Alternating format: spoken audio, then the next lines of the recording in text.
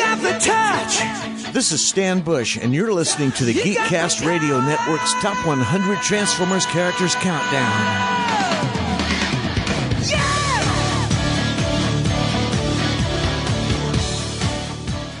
Die-cast construction.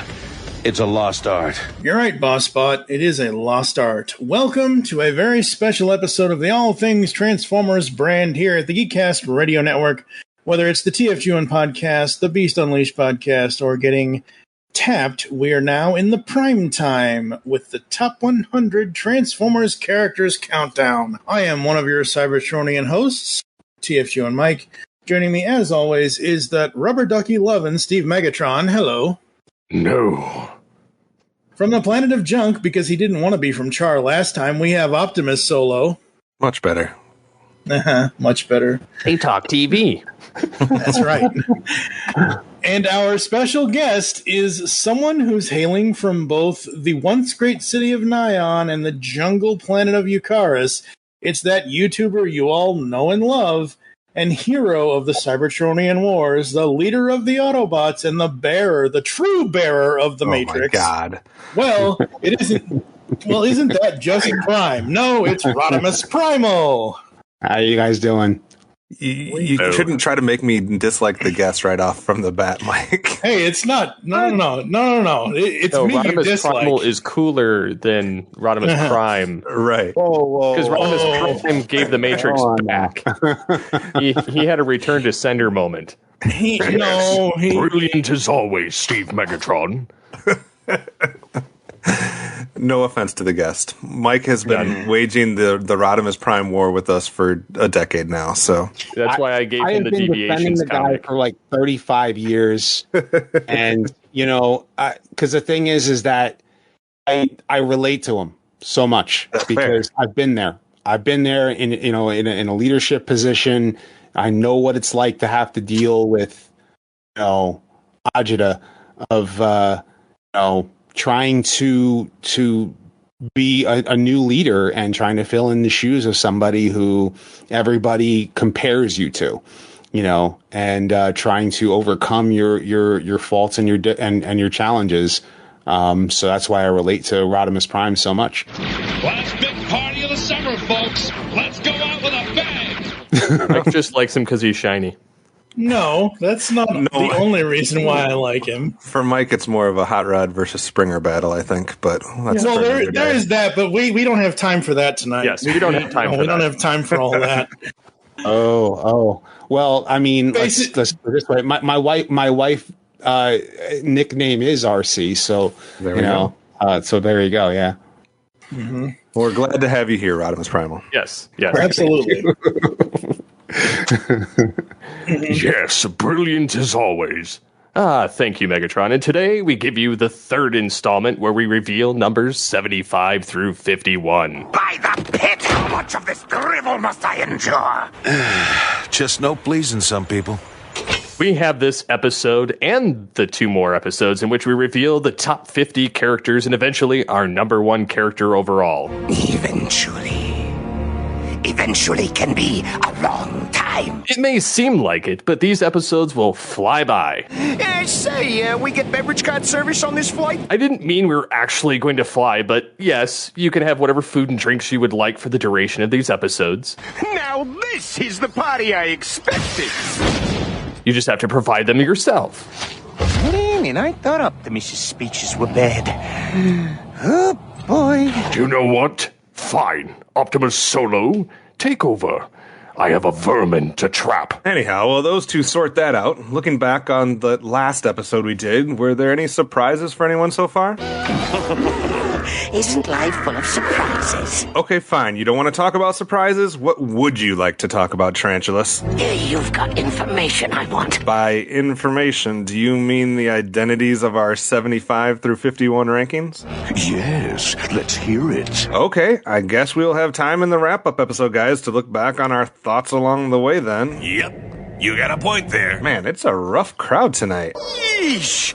Where's my cyber violin? Okay. Let's just get into the countdown. Yeah, that's what I like to hear.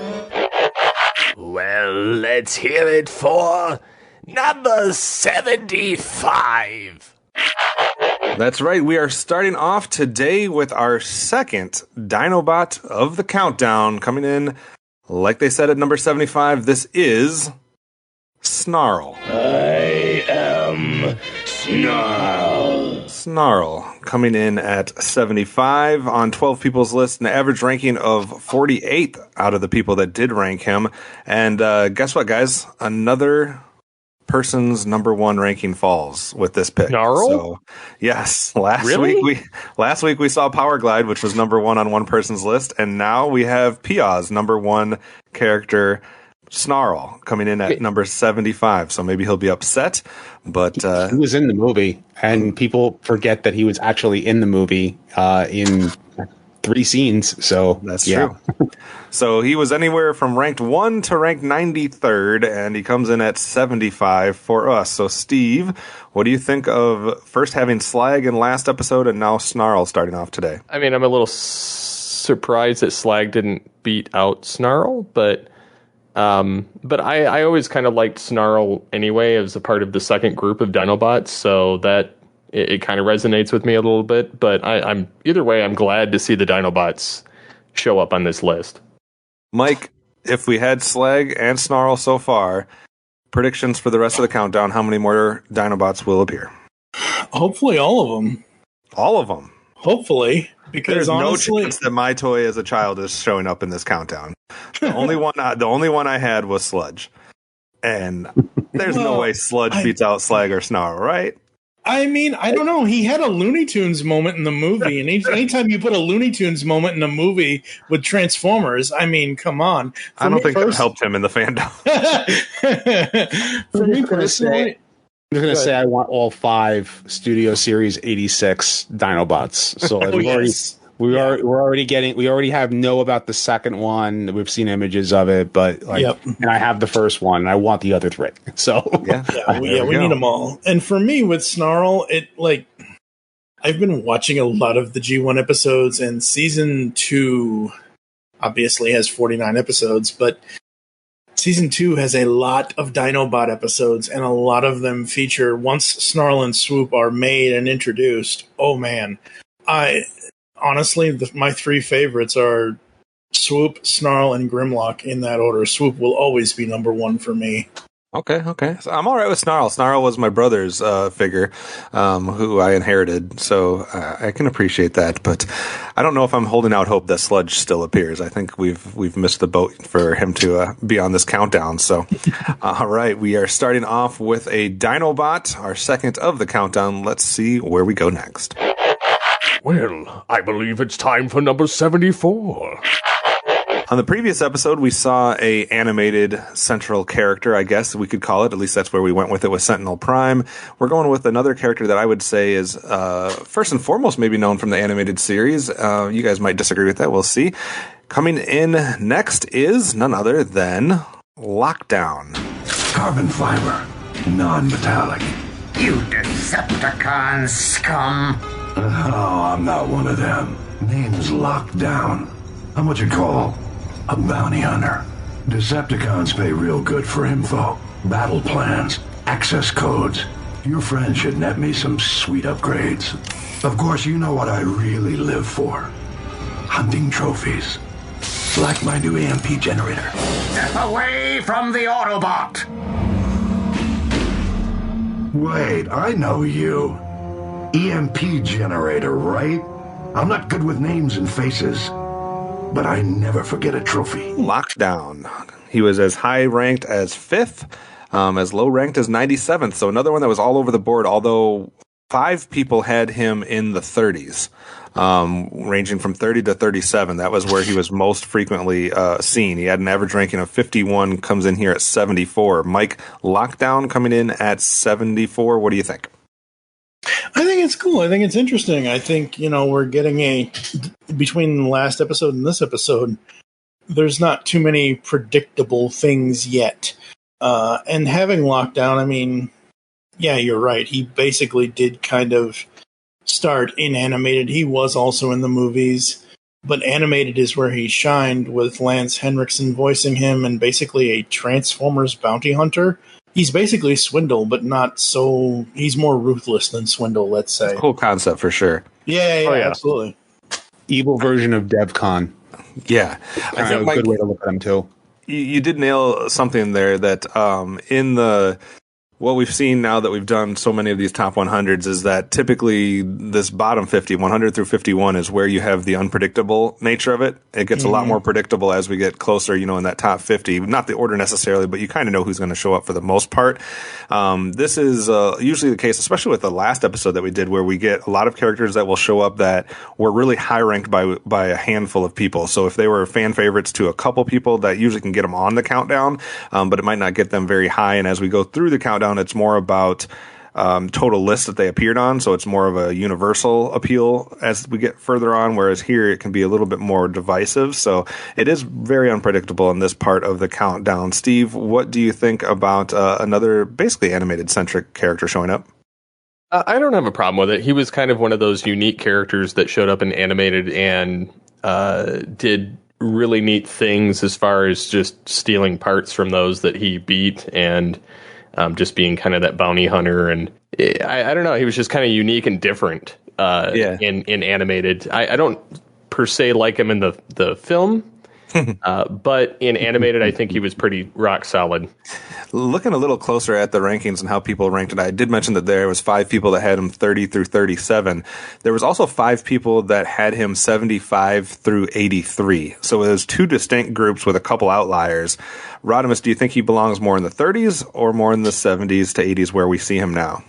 I think where he's at is good right now because, you got so many other characters. You like you said, like that the 1 through 51 is going to be like more on the predictable side. Right. And Lockdown's kind of like he's a newer character to a lot of people, especially the old timers like us or myself, who, it's getting introduced to a cool new character. You already have your set favorite. So like having some like a cool new character get introduced, still shows up on your top 100 list, but doesn't necessarily, take the spot of somebody like Optimus or something like that. So, right. Yeah, we're not comic book resources over here. We don't do clickbaity countdowns. But I do give Lockdown a lot of credit because you would think at that point in the Transformers franchise, as many years as it had been around, we would have seen more of the bounty hunter kind of character type, but we didn't have a lot up to that point, so it did kind of have a little fresh look to it. So I appreciate Lockdown kind of showing up. If there was an animated character, I think with Sentinel Prime and Lockdown so far, those are probably 2 warranted ones, and we'll have to wait and see if we have any others that appear higher in the countdown. But let's take a look and see what comes in next. Waspinator say number 73 is here. So we had some conversations last episode about, character types as far as who would be more represented. We were talking about things like, how well represented would the Seekers be? How well represented would the Autobot cars, the cassettes, the mini vehicles, things of that nature. And maybe this speaks to that a little bit, although I'm interested to see your guys' take on where he falls in comparison to the other characters in this kind of class that we've seen. And I'm talking about the mini vehicles. Last episode, we saw Swerve, Warpath, and Powerglide, and Brawn in that order. Brawn being the highest ranked. And now we have another one coming in here, like they said, at number 73. And that is none other than Beachcomber. No, it's not possible. They found the Golden Lagoon. So Beachcomber beats out Warpath, Powerglide, Brawn, and Swerve. Mike, what do you think about that? And what do you think about him coming in at 73? 73, I think, is a good place for him. He really only had, sadly, the Golden Lagoon as a spotlight. I've seen him in several other ones. I know he was there, but his main spotlight story was the Golden Lagoon. And, Beachcomber's a thinker. He's not really he is a warrior when he has to be, but he's one of those sets of Autobots who would prefer much rather to keep the peace than enact the tyranny to get the peace. Yeah, the great Alan Oppenheimer is the voice in the G1 cartoon of Beachcomber. Yes, highly ranked as number 8. by the same individual that had all of the other Power Glide and Warpath, etc., ranked very high on their list. Here's a question for you, Steve. I mean, as far as where he should rank, we had 3 people had him in the 40s, actually. A couple people in the 70s. 5 people had Beachcomber 91 through 100. So is he a little too high here at 70, 74, 73, or what do you think? I think it's a little too high, and I'm just judging this based on the fact that we had 3 Beast Wars characters get knocked off in the last episode, and they were in infinitely more episodes and more character-driven episodes than what this one character has received in G1. So for the guest, just so you know, Steve will always be Beast Wars. I'm a diehard Beast Wars fan. He obsesses over it like we obsess over Rodimus. Yeah. Okay. So when I get to hear something not match up with what my expectations are, and not even remotely close, it's going to throw me for a loop. Beast Wars Megatron at number 66, folks. No. Why 66? Terrible voice. So yeah, Inferno getting, basically 101 or 100, and then Tigatron getting 85 and Depth Charge getting 84, kind of rubbed me wrong. More so on the Maximal side, because they just had very rich characters, and this character we don't honestly know enough about. For the record, I know it's a broken record because I kind of said it on the last episode, though. I understand what you're saying as far as the time he didn't get a lot of attention, etc. He was, though, one of those that I grew up always wanting more of. Like, I always wanted to see more. And I will give you that, because I did watch the episodes where he is centric and always found wanting more of him, but not getting it. So I do see the infatuation with some of these Autobots, because there's a lot of interesting designs and character types, but there's so many of them, they don't get the time of day. Right. Absolutely. Rodimus, any last thoughts on Beachcomber? My thoughts on Beachcomber would probably be that, because of like those that I guess that need, that want for peace out of a character, that a lot of people latch to.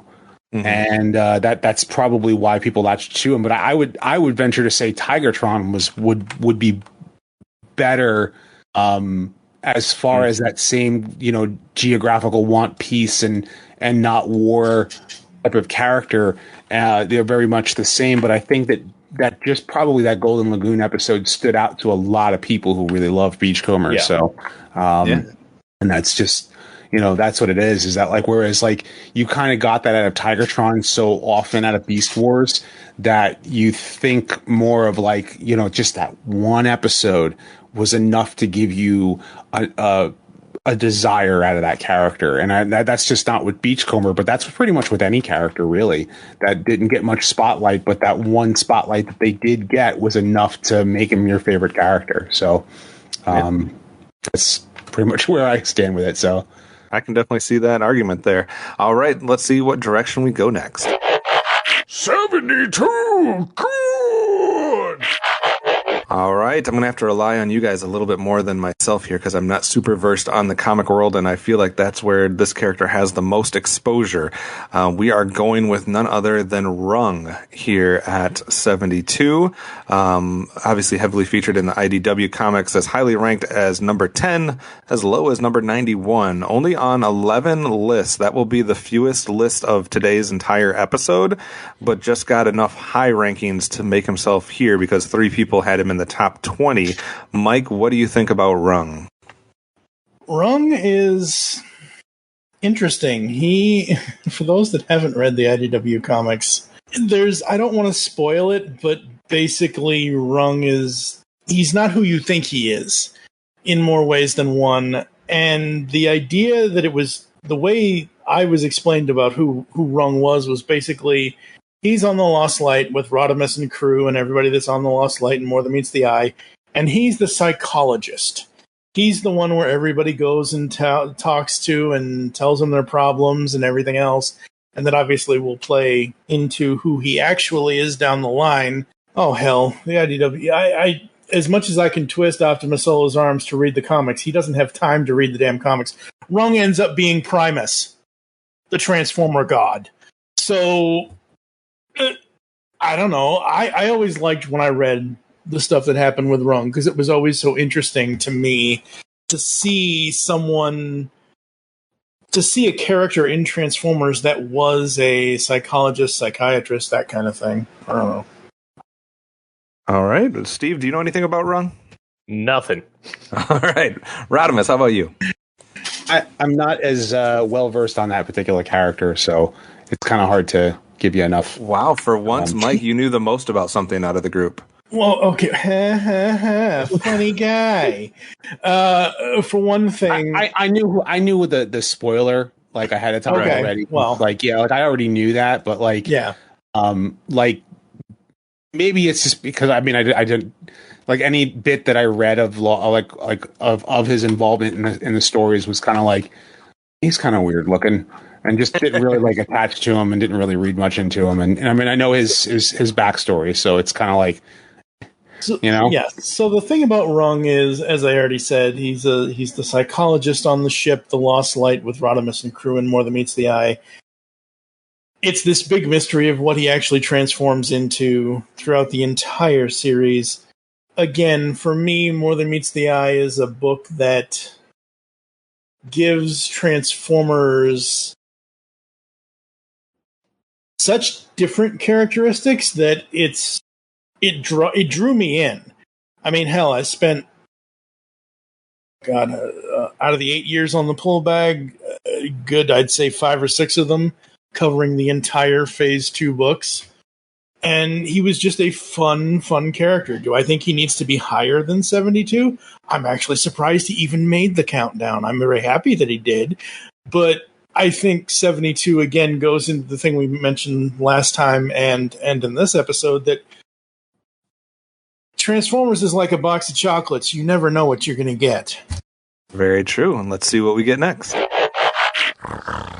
It's time for 71.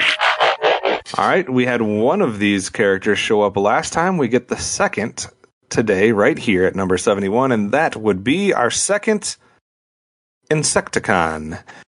And that would be Bombshell, or I guess you could say Hardshell. Insecticons. What's that noise? Don't scram your ram, Kickback. It's just Bombshell's stomach rumbling.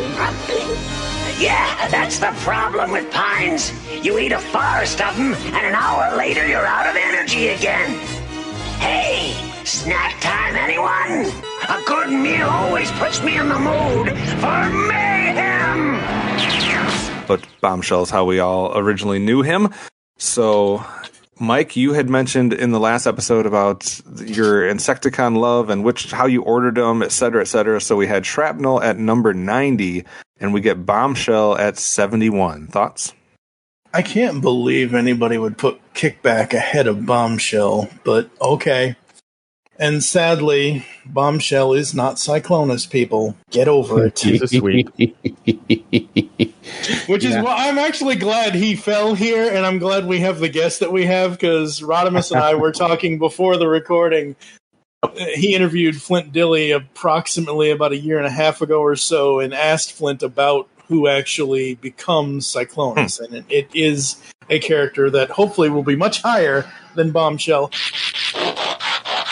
Is the old question, and is one of my oldest videos too, is who became Cyclonus. I have to get somebody. I have to make up a really good fake answer to that. And I my answer has always been Skywarp. So, and it makes the most sense just based upon the character. Well, I'd also ask it another way. Why wouldn't it be? Right. You know what I mean? You know, in other words, yeah, I mean, that is a good, I mean, what do we say? Somebody making a Thundercracker argument, Thundercracker became Scourge, and Skywarp became Cyclonus, and the sweeps were the Insecticons. So that makes sense, because I mean, you got this trinity of characters, and it's not Starscream, right? who's it got to be? It's it's got to be him, Skywalker. Yeah, there you go. I like the character. I love having the toy as a kid, but I can't see him being any higher. And I really need to know how, if Kickback shows up later down the line as we get closer to number 1, why people would vote Kickback over Bombshell. But okay. Do you think he'll show up at this point, or is he left off the countdown? I don't know. I don't think he'll be left off. But you had Bombshell higher than Shrapnel, though, didn't you? I think so. I'd have to look. See, I would have Shrapnel as my number 1 Insecticon, me personally, but why? Yeah, because he always repeats himself. I think Shrapnel was just the one that got them across the most. I don't know. I put Shrapnel higher than Bombshell. Yeah. And like that's, to me, I think he's a I don't know. Like Bombshell is cool because he loves warping minds, so like that's just kind of his thing. But it's kind of like you're a nasty bug. Like, so something cool about Shrapnel with the lightning powers and everything. So that I would rank him higher, and of course the repeating. Unless you count Kickback in the War for Cybertron, or was it Fall of Cybertron game? The why they did that, I don't know why. Yeah, Bombshell just snuck in the countdown for me on my personal list. Bombshell was at 95. And I had Shrapnel a decent amount higher than him, so I was shocked by this order. Steve, what do you think about the Insecticon presence so far in this countdown? I think it's appropriate, but I'm more of a fan of like Kickback and Shrapnel than Bombshell. All right, let's see what we get next. It's time for 70, you accursed vermin. All right, we had 3 of them last episode. We get our first today. I'm talking about female characters, and coming on next is none other than Alita 1. I can deal with Decepticons. Alita 1 knows no fear. This one has your name on it, Shockwave!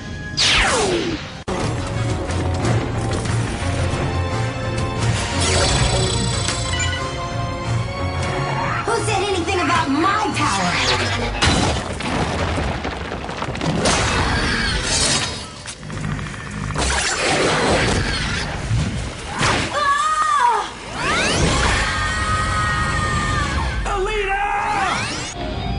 Someone has to stay and protect what's left of Cybertron.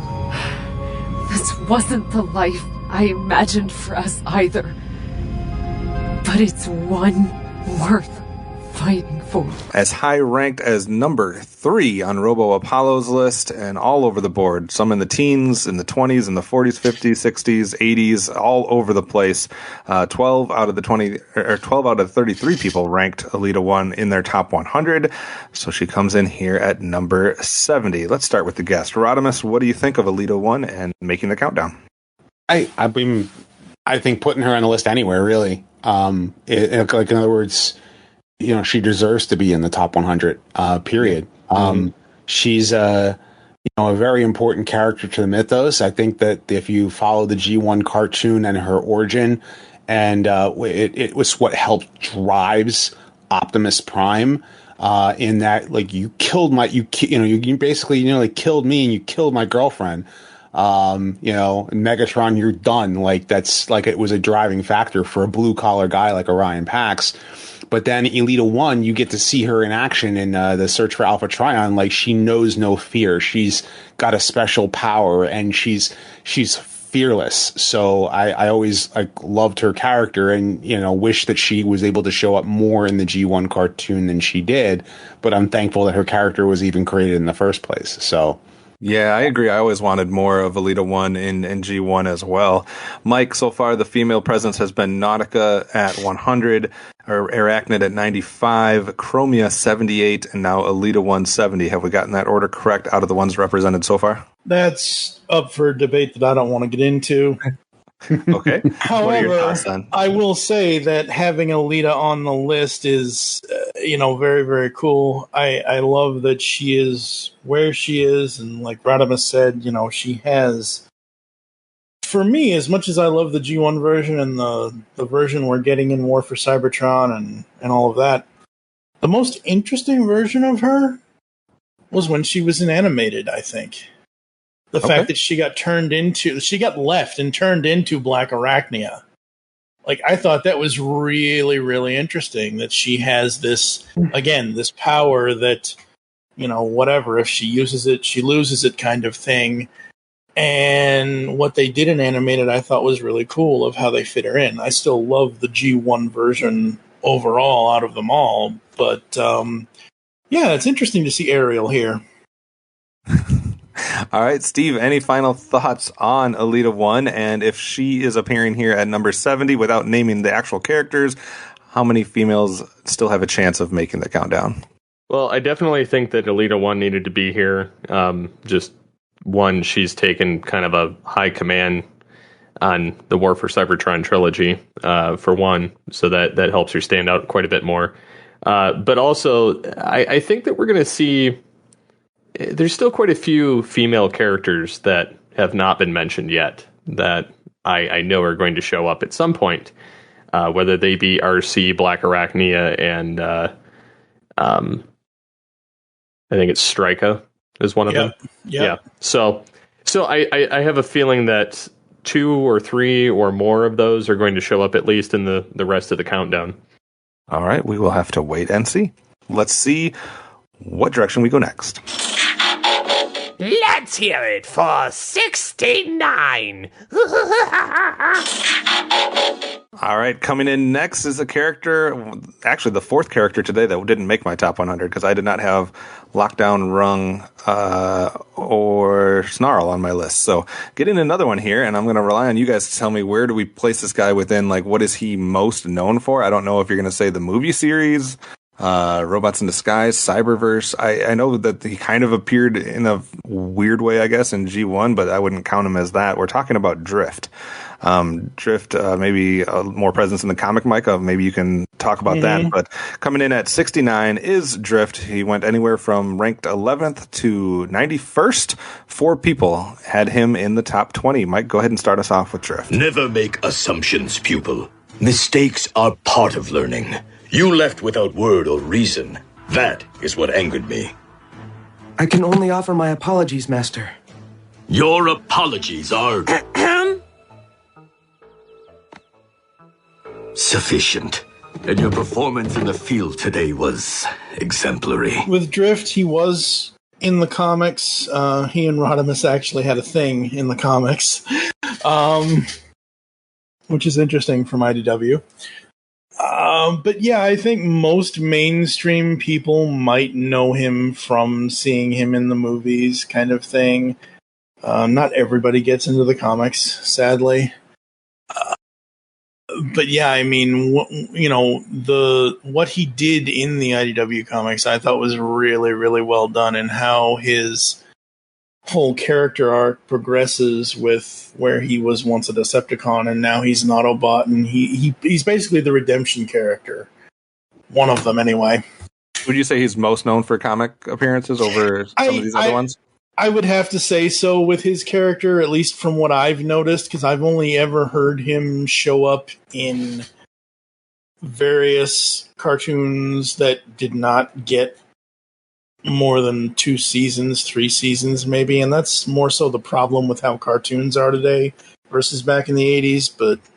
Yeah, because he shows up in Cyberverse, he shows up in the 2015 RID show, shows up in animated a little bit, so Unicron Trilogy a little bit, the movies a little bit, but I never felt impacted by any of those appearances that I saw, so I don't know. Yeah, the most consistent storyline he has is in the IDW comics. There's actually a whole Drift miniseries from IDW. I think it's called Empire of Stone. Okay, yeah, I think you're right. That's what it's called. Yeah. Steve, deserving of top 100? I mean, I think so. I mean, he's one of the newer characters that's been created in the last 20 years, so I think that he kind of deserves it. My only introduction to him is in Robots in Disguise, so that's the only exposure I've ever had to him outside of the movie, which the movie was terrible anyway. But yeah, so I mean, it's not a bad concept. I think that he he's deserving. I think we're getting a pretty good mix of characters overall. Yeah.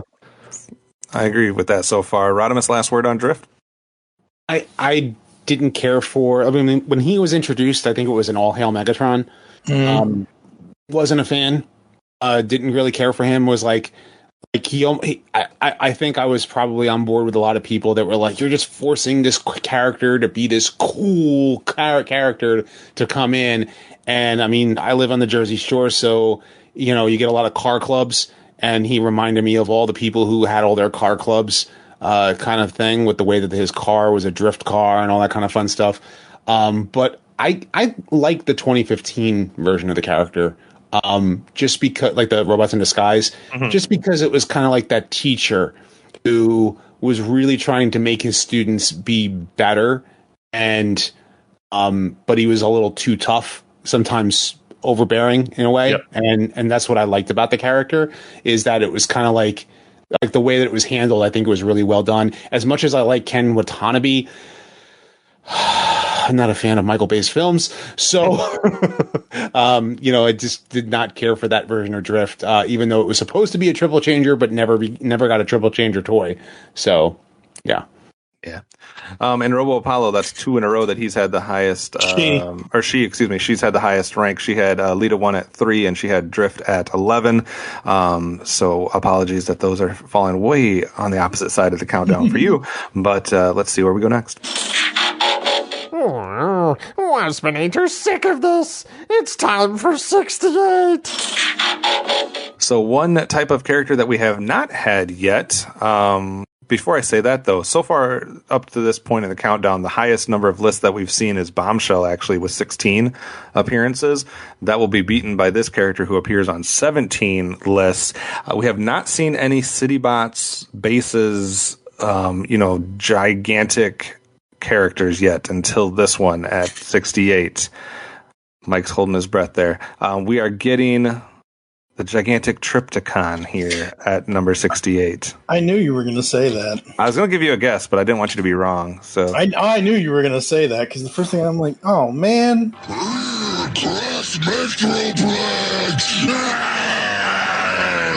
Brad Garrett at 68. Damn. So go ahead. What are your thoughts of Trypticon being here? What can you say about Trypticon? I loved when he showed up in War. Yeah, he was the first villain in War for Cybertron video game. The G1, like, I didn't even know until much later that the voice of Trypticon was Brad Garrett. I found out, I don't know, about a decade or so ago. And I just go back and I listen to that and I'm like, holy crap, that's Ray's brother from Everybody Loves Raymond. That's an amazing... Like, I don't know what they did to his voice to make him sound more robotic, but man... I love Trypticon. I think his best use was as the transport in Call of the Primitives.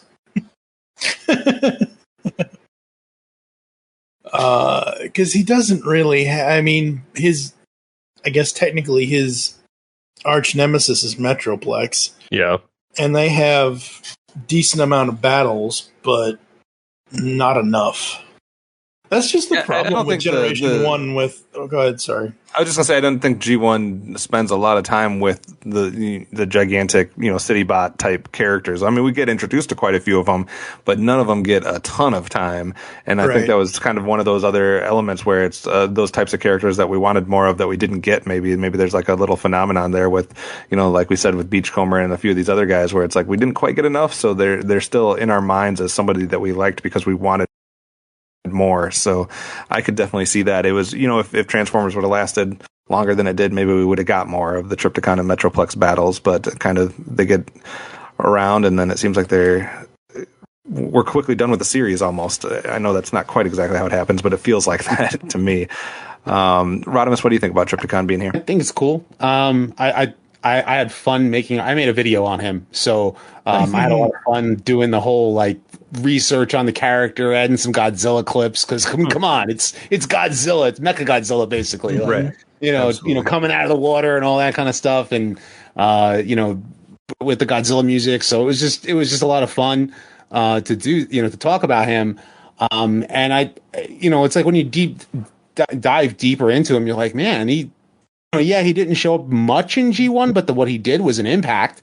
And it's like, we want more. Like, just like you said, like Beachcomber, like it's the same thing. Like, you get a lot of these characters, they only get the opportunity to say one line in the cartoon. Trypticon, you get a lot more, but you get these characters who can only say one line, and that's everything you ever get about that character, but it's everything you ever need to know about that character. But you want more. And if you get more, you'd be ecstatic. And Trypticon is one of those characters that I think that, shows up like the arch nemesis of Metroplex. It's a cool concept. Maybe because I'm a big kaiju fan, so it kind of plays into me liking Trypticon quite a bit. So I will say that looking at his toy, I loved his toy, the original toy, the G1 toy, the one that takes 5 million years for him to take 5 steps. Those batteries, man, those batteries did not last very long at all. I replaced the motor. Yeah, pretty much. But it's one of those things where I remember friends of mine. I don't remember actually having any of the City Bots, but I remember friends having them, and I remember them this to me. This and Austin Powers is the closest I come to Godzilla. I just have never gotten into that world kind of thing, but I remember as a kid just waiting for Trypticon as a toy to destroy my Autobots when I was over at a friend's house one day, and I'm like, man, can we speed this up because he's taking forever. So 8 people had him listed, ranked either 51 through 62. We have him at 68, Steve. Is that a good spot? I don't know. You will suffer for this. I mean, he's definitely one of those titans in the show, but I mean, there's not much character there. He's basically a really cool floating base or walking base that's a dinosaur. But I don't know. I think that maybe not as high, but yeah, I still think he deserves to be on the list. And that opens up another question that we'll have to keep track of, a new type of character that we'll have to see how many show up, and that is the City Bot or the base character. So didn't have that. We didn't talk about that at all last week, so we'll see how many more, if any, we have to go. Let's see where we go next on the countdown. Let's hear it for 67. So it doesn't matter if you want to go the samurai route or the pretender route, but we haven't had either show up at this point. So how about we get both of those out of the way with number 67, Bludgeon. Bludgeon at number 67, 15 list, average ranking of 50 amongst those people that ranked him. I'll go first because for some reason, and I don't obviously know he probably has a big presence in the comics because that's what it is typically with the characters that I don't know a lot about that are showing up here, and I'm comic illiterate. But for me, the toy and the portrayal of him in most of the stuff that I've seen him in, I could never get past his face. I just felt like this was like New Adventures of He-Man type of design here. And I just could not get past him. It's like, is this trying to be a crossover with a shitty He-Man cartoon? So I couldn't get past the look, but I'm sure other people have other opinions. Mike, what do you think about Bludgeon? I am not the biggest Bludgeon fan. He is one of the ultimate sadists in Transformers. Yeah, I'm looking at one of his pictures on New Adventure Skeletor. Yeah, essentially, it's New Adventures. Wow, side by side, they'd be pretty close. Yeah, pretty close. Mm-hmm. But I'm glad he's represented. I don't know necessarily. Like, I probably would have put him at 100 versus me personally. Put him at 100 versus where he falls, but I don't know. Casey Collar had him at 14th. That was the highest ranking. So we went from 14 all the way down to 93 for those that ranked Bludgeon. Steve, what do you think about him appearing in our top 100? I mean, I had him at 84, but that's because I had met him in the comic books. That's not too far off. Yeah, so he basically, like, in the Marvel G1 comics, there was a lot of leaders that they kind of went through pretty consistently. he was one of them, and he kind of played a little role into the G2 comic, and then he's kind of shown up in classics and Regeneration 1 and Transformers 84 and a multitude of other continuities. But for me, where I remember him the most from is from the Marvel G1 run. All right, Rodimus, what do you think about Bludgeon? I liked him in the Marvel comics. I think if I remember correctly, he was kind of introduced right there towards in the late 50s, right when Furman took over and caused Primus to wake up in the comics, and then he was also the final villain they faced off against in issue 80 or 79 and 80. And I dug him as a character, at least as far as I remember back in the day. I would, as far as Pretenders is concerned, I think that he's poorly represented as a pretender, which is unfortunate because, that's the thing. It's kind of well, what do you do with him? I think a pretender for him would be more like battle armor.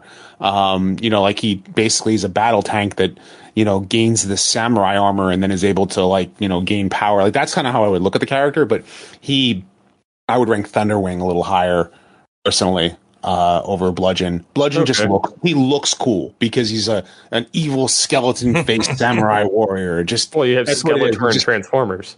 Pretty much. But I like Thunderwing more. So, Mike, one last question here. We've seen quite a few people that may not be as most known and appreciated for their appearances in the live action movies, but we're getting a lot that have at least had a name drop in the live action movies. Is there something to that? Nobody's ranking them based on those appearances, right? Would hope not, considering that I only put maybe one live action movie character on my personal list. We had the big one last episode, which would have been Barricade. So we'll see how that goes. If that was the only one that we could actually give credit for probably being named because of the movies. All these other people are just by association. They were in the movies, but I don't think that's why anybody's ranking them. So, all right, let's see where we go next. Let's have 66. Kind of similar to a character we just talked about a few spots ago. We've already had Elita 1, kind of in the same vein here. We get at number 66, Alpha Trion. How do you know this, Alpha Trion? Vector Sigma itself. It was Vector Sigma who arranged for Galvatron to learn of the key's existence. Alpha Trion? That makes no sense. Do not question Vector Sigma's motives. The parameters of its thought matrix are greater than you can imagine. So Alpha Trion on 14 list, average ranking of 46. A lot of people had him in the 30s and the 40s, 30, 35, 36, 37, 39, 40, 43. So a lot of people had him in that realm. He's dropping a lot lower on the countdown because of the lack of lists that he appeared at all on. Alpha Trion at number 66. We'll start with Rodimus. What do you think of the placement here for Alpha Trion? And there was no doubt he was going to appear somewhere, right? That's the thing. The way I look at this list, and I'm gonna be honest with you, just just looking at the 100 through the 76. And now, as we're going through these, any character really that when they appear on the list, it's do they deserve to be on the list? And I think Alpha Trion absolutely does. It's just such an important character to the mythos. He's pretty much the father basically to Optimus Prime in a way. And he's, an epitome of wisdom, and if not for him, the aerial bots wouldn't exist in the cartoon. And I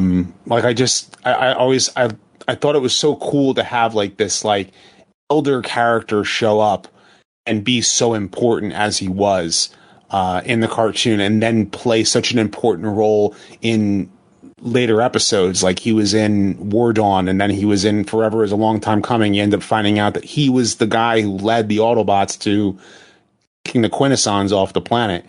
And that importance, really brings that character, full circle in such a way. And so I dig that character quite a bit. He's one of those characters that for me really kind of spoke to the history buff in. Obviously I went on to be a history major, but when I saw those bits in G1 that were speaking to stuff that happened before, the history, the mythology, the all that type of stuff about Transformers, that's the stuff I wanted more of. Like, I want to hear more about why everything is the way it is. I want to hear more about what came before, and Alpha Trion represented that for me. So I always wanted to see more about this character and the other characters that were around with him. So. Yeah, so that was one reason why I was a big fan. I actually had him ranked quite higher. I had him ranked 37 on my list. He falls here at 66. Mike, another character from the live action movies, right? No. Just kidding. Go ahead, though. No. He was in Revenge of the Fallen. You have fought for Optimus, our last descendant, with courage and with sacrifice, the virtues of a leader. A leader worthy of our secret. The matrix of leadership is not found. It is earned. Return now to Optimus. Merge the matrix with his spark. It is, and always has been, your destiny. Was he? I don't remember. They would never do that to this awesome character. Why would they do that? Why the hell would you do that? I mean, honestly, outside of John Stevenson and later Corey Burton that voiced him in G1, the best Alpha Trion we ever got came from animated as George Takei. Oh. Okay. Yeah. No, he was Yoke-Tron. Whoops. Anyway, completely different character. But I swear I saw Phil Lamar did anyway, him in animated. That's right. Either way, no, I love Alpha Trion. I think he deserves to be a little higher. I mean, I'm with you on that. Maybe low 60s, mid 50s kind of thing. Like, this is way too low. Yeah, I think right around the halfway part would have been good. Yeah. Steve, what do you think? Agree or disagree? I mean, I definitely think he deserves to be on this list. I mean, it's Alpha freaking Trion. But he's basically the one that built Optimus Prime, and to some degree, I think that, he built Elita 1 and Ironhide, I would say, too, because it kind of... Yeah, so I definitely like the fact that they've included him. And then you get a little bit... What's that? Ultra Magnus. Oh, Ultra Magnus. That makes sense. Okay. Yeah. Using the same schematics. White Prime. Yeah. That makes a lot of sense. I always thought it was Ironhide as a kid, but then, that makes a lot more sense. When you really think about them, and I know this is extending your podcast a little bit, but I've always associated Dion becoming Ultra Magnus, or at least a component of Ultra Magnus, because using the same schematics for Optimus, just like he did for Elita 1, Ultra Magnus is first of all, Ironhide was present in War Dawn, so he would have known the backstory too, but he didn't know the backstory, so that to me kind of leads me to believe that wasn't the case. Okay. Yeah, so I'm okay, it makes the most sense for Ultra Magnus. I know it's kind of a fan theory, some people are just well, Dion just died, his name is Dion. So, but I like to think he rebuilt him into a new Autobot warrior, so that would make sense. But just having him show up, and you get the flashback of him as A3, and then just all the times that he's given wisdom to the Autobots, and Prime's been able to speak to him through the Matrix. He's just a very pivotal, important character. Yeah. All right, we're about to go to our second of a certain class. Let's see what that is. I'll rip out your optics at 65. So last episode, we saw Pia's 6th ranked character fall. That was Brainstorm. And today already we've seen his first with Snarl. Now we're going to see his 4th fall. So that's 3 in his top 10 already gone. And kind of similar to one of his other picks there, we're going to our second Headmaster. And that is none other. Mike, you already mentioned it when we talked about Brainstorm, that you thought that this character possibly could have a chance to show up. And we're talking about Chrome Dome here at number 65. On 15 list, he had twice been ranked in the top 10, but some people had him on the opposite 10. We had one person rank him at 100th overall. So getting closer to being on half the list. What do you think, Mike, of Chrome Dome showing up here? I love Chrome Dome. I love that Chrome Dome loves Rewind because, again, reading the IDW comics, they do all kinds of things with the characters and how they are. And like we've already said in this episode, some characters don't get a full arc in the original cartoon. And what they did with them in the IDW comics, I thought was really, really cool and interesting. I do want to correct myself. I was right, but it was the wrong series. George Takei did voice Alpha Trion in Transformers Prime. So Chrome Dome is interesting. Voiced by Frank Welker. Yes, he is. It's interesting that he falls here because I would have thought he would be a little higher, again, because of the IDW comics. Because I know a lot of people that read or have read the IDW comics and really, really dug that storyline. Again, Chrome Dome just seems like a character that was thrown in at the end of the cartoon. Mm-hmm. We didn't get too much with him. I think was he in? Where did he start? I forget where he started. When he debuted. The Rebirth Part 1. Okay, well there you go. He didn't have any time. They were. I think already, it's all just the Rebirth trilogy. Yeah, that's not good. But well, because again, what I remember most about it now that you say that, I'm like, oh, you get this guy, you get this guy, you get this guy, and Chrome Dome got one of the Nebulons. I forget which one off the top of my head.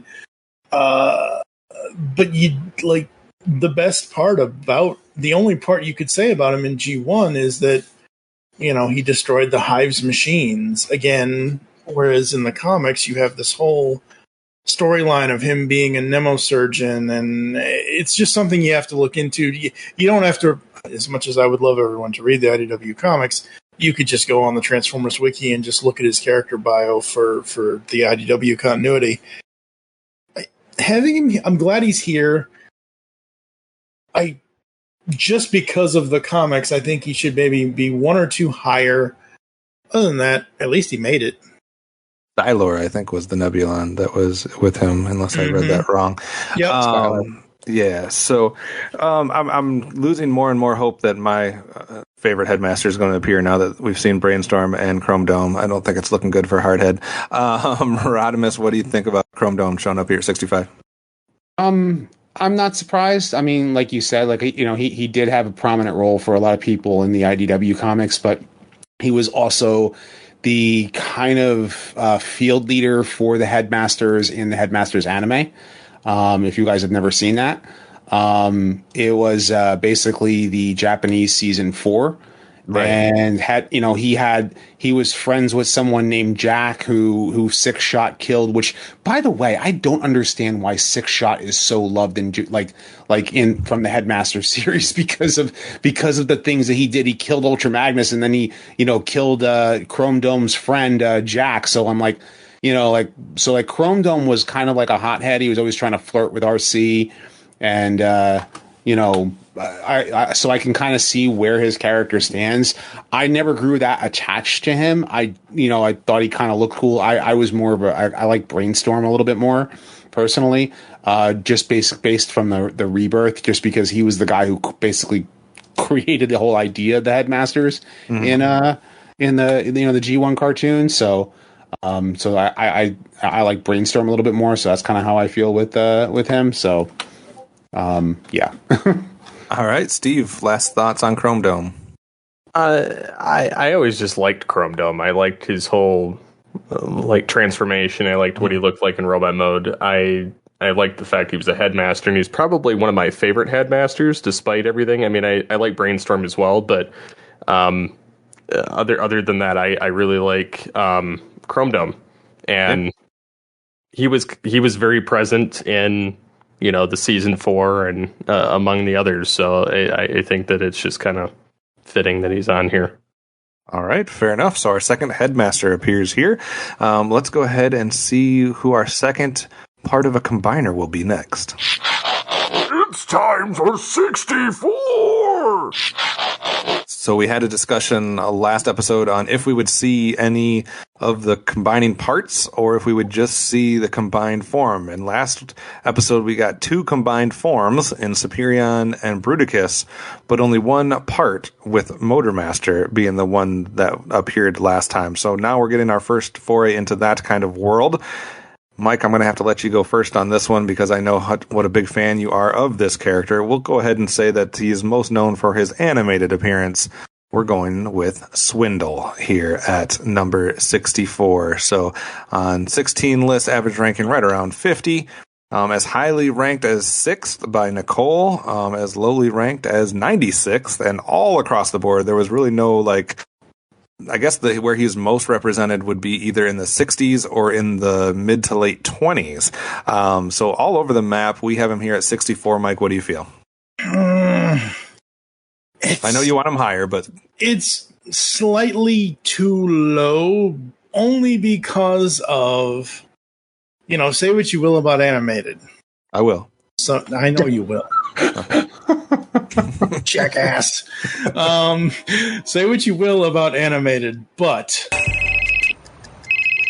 Hi there. Look to your left. The key is in the ignition.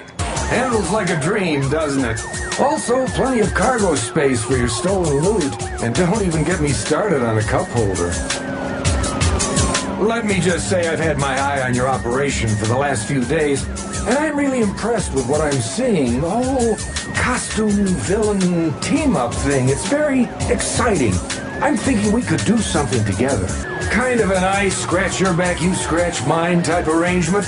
Consider this slick ride a down payment. It's a truck. Big one. Push the red button. The name's Swindle. I'm what you might call an intergalactic arms dealer. And thanks to you, I now have in my possession the slickest weapon in the galaxy. The Sonic Jammer 3000. Don't leave Cybertron without it. But wait! There's more. It also has a stasis suspension ray. Handy for those tight spots. Pick this baby up on Quintessa. Nice folks, the Quintessons. Give you a good deal and all the oil you can drink. All very fascinating, Swindle. What, on the 5th moon of Pizzazz?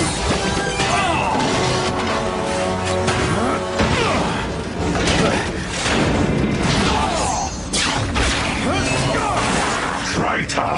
How dare you collaborate with Autobots? Collaborate my actuator? This is a private transwarp frequency to my own personal storage dimension, mister. Swindle in animated is by far the best version of Swindle we ever got in media, because not only is he just super cool and he references he even references 2 different Beast Wars things. He was voiced by the late, great Fred Willard, and anytime Fred Willard spoke, you listened. Fair enough. Steve, what do you think about Swindle being here? I mean, I get everybody's infatuation with him in animated, but otherwise, I don't see everybody's infatuation with him. What I guess the interesting question here, though, is we've already seen Bruticus. So that, to me, is interesting. I think a lot of people view the parts as cool characters, but then they always want the combined form as the ultimate character. But we get the reverse here, where we get Bruticus first and now Swindle. Rodimus, thoughts on that and how they kind of fell? Well, the thing about Swindle is of all of the Combaticons, I think he had the most showtime. I think he had BOT, where he sold the Combaticons for parts, tried to get Galvatron to, make a deal about, Metroplex's transforming cog. And he had quite a bit of characterization out of more than one episode. So when he already showed up and animated, it was easy to, expand upon that. So really, in a way, animated is basically an extension of the G1 character, even though it's different continuity. and expanding upon that whole idea of what would you have if you had a guy who would sell you for parts, and not even care because it's his whole nature. And it's kind of one of the reasons why, like, there are some like in some individual combiner limbs that I like better than the combined form. So, I can kind of see why he would be, higher on the rank than Bruticus. So. And when we talked about Bruticus, we did say if there was any member of the Combaticon that would show up, who would it be? And it was pretty universal that Swindle had the best shot. So, Mike, does this mean that we are done with Combaticons for the rest of the countdown? It just depends. If we are, I would be fine with the fact that Swindle beat out Bruticus, but I'm not so sure if I'm going to be so happy if Vortex or Blastoff end up higher than Swindle. Do you think there's a chance of that? It depends, only because I know that there was a point in the IDW comics where a really good Blastoff story was told. But I don't know. It depends on what people remember. All right, fair enough. Let's see where we go next. Pain is my friend. It's time to suffer. It's time for 63. All right, I guess you could make an argument that this is also a combiner, but I think most people will say he is much more well known for a different appearance. Steve, I'm going to go to you first on this one. Number 63, Rampage. Number 63 is Rampage. Which one? I have to assume that this is Beast Wars Rampage. We're wasting our time. Because nobody specified specifically, and I can't imagine that the Predaking part Rampage outranked Beast Wars, and I can't imagine that the Revenge of Fallen Rampage outranked Beast Wars Rampage. But nobody specified a specific type of Rampage. It was one of those characters that was kind of I guess we just have to assume what people were voting on, because it's, like we had with Inferno, it was very obvious people either put Beast Wars or G1 Inferno, but nobody ranked their Rampage character specifically. So, Steve, let's pretend this is Beast Wars unless somebody can make an argument that it's somebody else. I'm if that's the case, I'm really happy that he's in the top 100 because, again, he's one of those villains that, as unfortunate and as evil as he is and twisted and sadistic, especially eating depth charge's friends, he's also kind of he's the fault of the Maximals, and because the Maximals were doing basically genetic testing using Starscream as a template, they inadvertently created a mutant indestructible freak of nature, and that is Rampage. And so he's really weird, but I feel like he's kind of doubled down on that whole being a victim thing, because not only did the Maximals screw up, but then Megatron cuts his spark in half and uses it for half a Dinobot, tortures him if he doesn't do what he says, and then Depth Charge has to be kind of forced to kill him.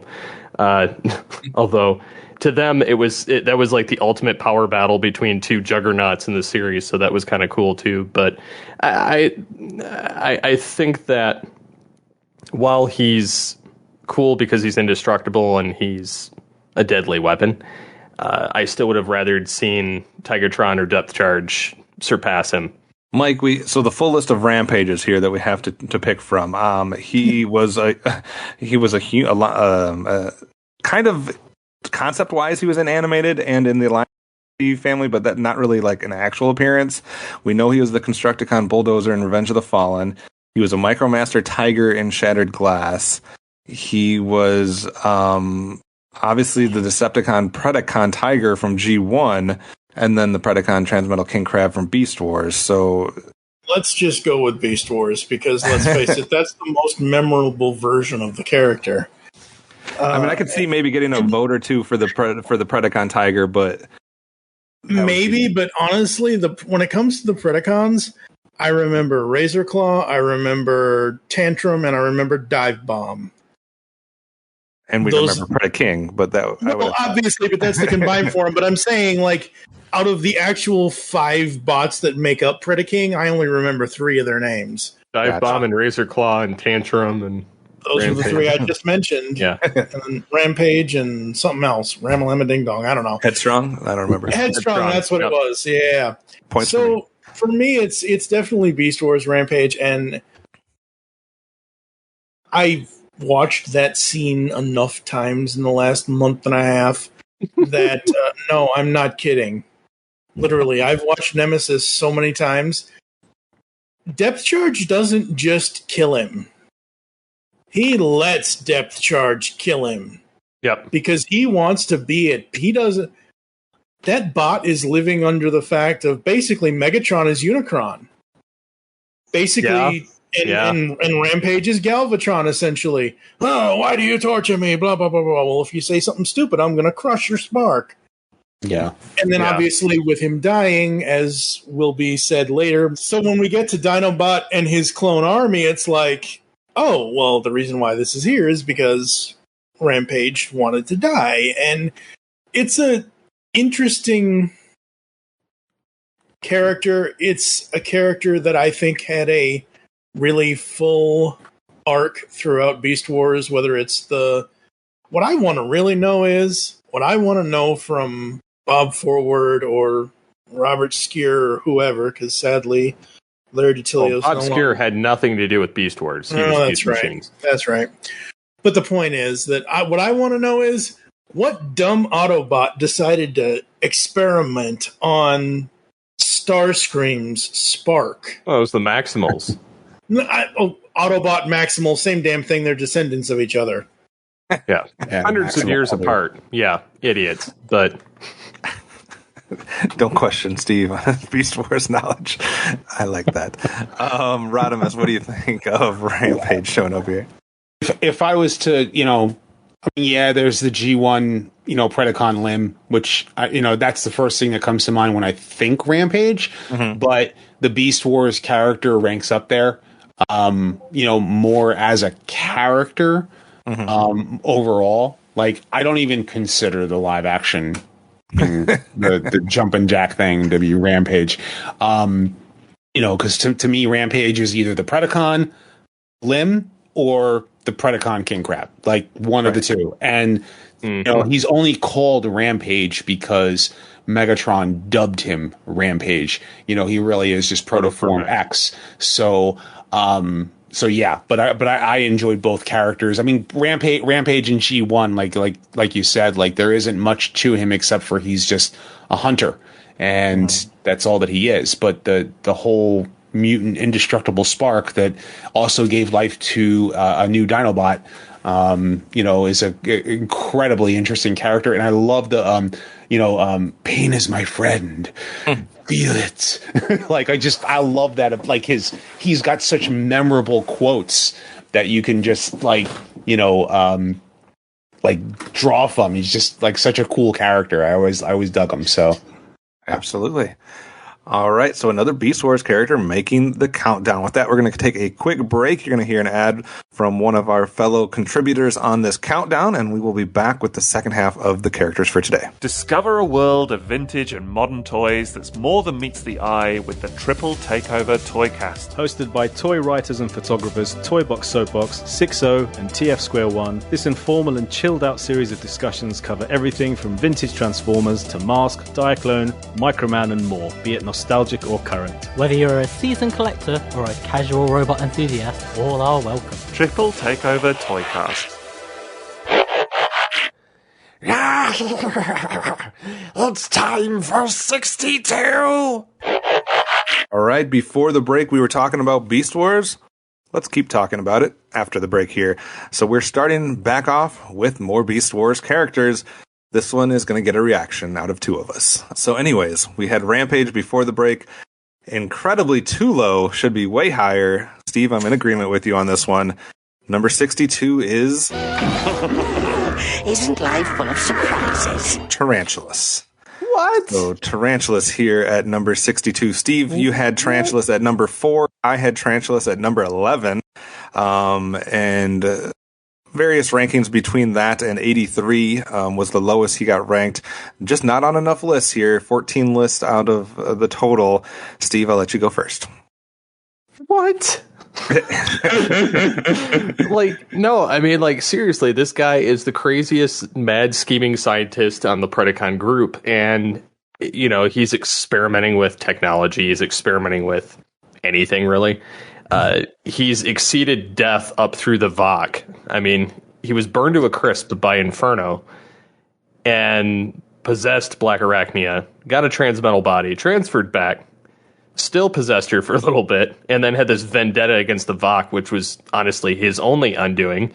I mean, he managed to try and kill Megatron on more than one occasion, or Optimus, or whomever it benefited at that point, and still survived. So he's nuts, but he's a fascinating character to watch on screen, no matter what rendition he is. I feel like his transmetal version was probably his best in terms of scope, but he had so much play throughout the series that it's just, this is way too low. I get maybe 4 is too high, but this guy's I would argue top 25. I obviously agree. Like I said, I had him just outside the top 10 at number 11. And for me, when I was doing my rankings, it mattered much less as far as, I did pay attention to how often these characters showed up throughout the franchise and how many times they've been reinvented, et cetera, and that maybe counted for something. But what counted more for me is how interesting is the character. And for me, Tarantulas is just one of the most interesting characters that we've ever gotten, just because of all the different layers and all the different levels of what he's about, what motivates him, which side is he playing off of what, and kind of that rogue in it for himself type thing, but yet still smart. I don't know, I just really loved Tarantulas as a character. He was probably one of my favorite Beast Wars characters, so I'm happy he's on the countdown. I think at least top 50, if not top 25. He comes in here at 62. Mike, what do you think? Man, I guess he didn't leave that much of a legacy for Megatron to use, because yikes, way too low. Even though I'm not I like the character, I'm just in general, I'm not a fan of spiders, and some of the things that he did pre-Transmetal, just creepy as all hell. But man, this hurts. This is kind of hard. I know this one I'm really sad about. I could see Silverbolt, I could see Quick Strike, I could see some of those kind of hitting here, but Tarantulas, the only one to best him really in the show is Rat Trap. And that made for some really comedic scenes between the two of them, because it was always Rat Trap kicking his butt. Mm-hmm. So interesting here that Tarantulas falls. Rodimus, any other thoughts about Tarantulas? Do you agree with Steve that it's too low, or just think he's at least top 100 deserving? I think he's top 100 deserving. It's kind of hard because there's so many other good characters, and it's hard to place a lot of them. That's really what it is. And he is obviously well deserving of being of the top 100. Where I would rank him would be tough. I would rank him higher than, like you said, Quick Strike. But it's kind of hard to place him because there are a lot of other deserving characters, and it's kind of hard to place him specifically. I would even put a lot of other Beast Wars characters above him. So, yeah. Yeah, and if you look at the average rankings, which is obviously just based on those that did rank him, he would be the second highest that we've talked about today, only being beaten out by Rung, who averaged 42.2, and Tarantulas averages 43.1. So all the people that did rank him ranked him pretty high. Like we said before, Steve, just not enough people ranked him, which is the case so far that we've seen from a few of the Beast Wars characters. So, all right, Tarantulas following Rampage. Let's see what follows Tarantulas. Stand back, citizen. It's time for 61. Steve, we're just going to have to call this your portion of the show. We're going Down with all these people. Another Beast Wars character here at 61. Allspark had this character ranked the highest, though you didn't. Allspark did at number 7 on their list. So we've had the Predacons represented a little bit. Let's go to the world of the Maximals. Number 61 is Silverbolt, Beast Wars Silverbolt. That was designated by everybody as G1 or Beast Wars, so there's no doubt about that. So Silverbolt just beating Rampage and Tarantulas. Mike, you had the loudest laugh, so let's start with you. Well, since you're the one who knows the way, go ahead. Lead on.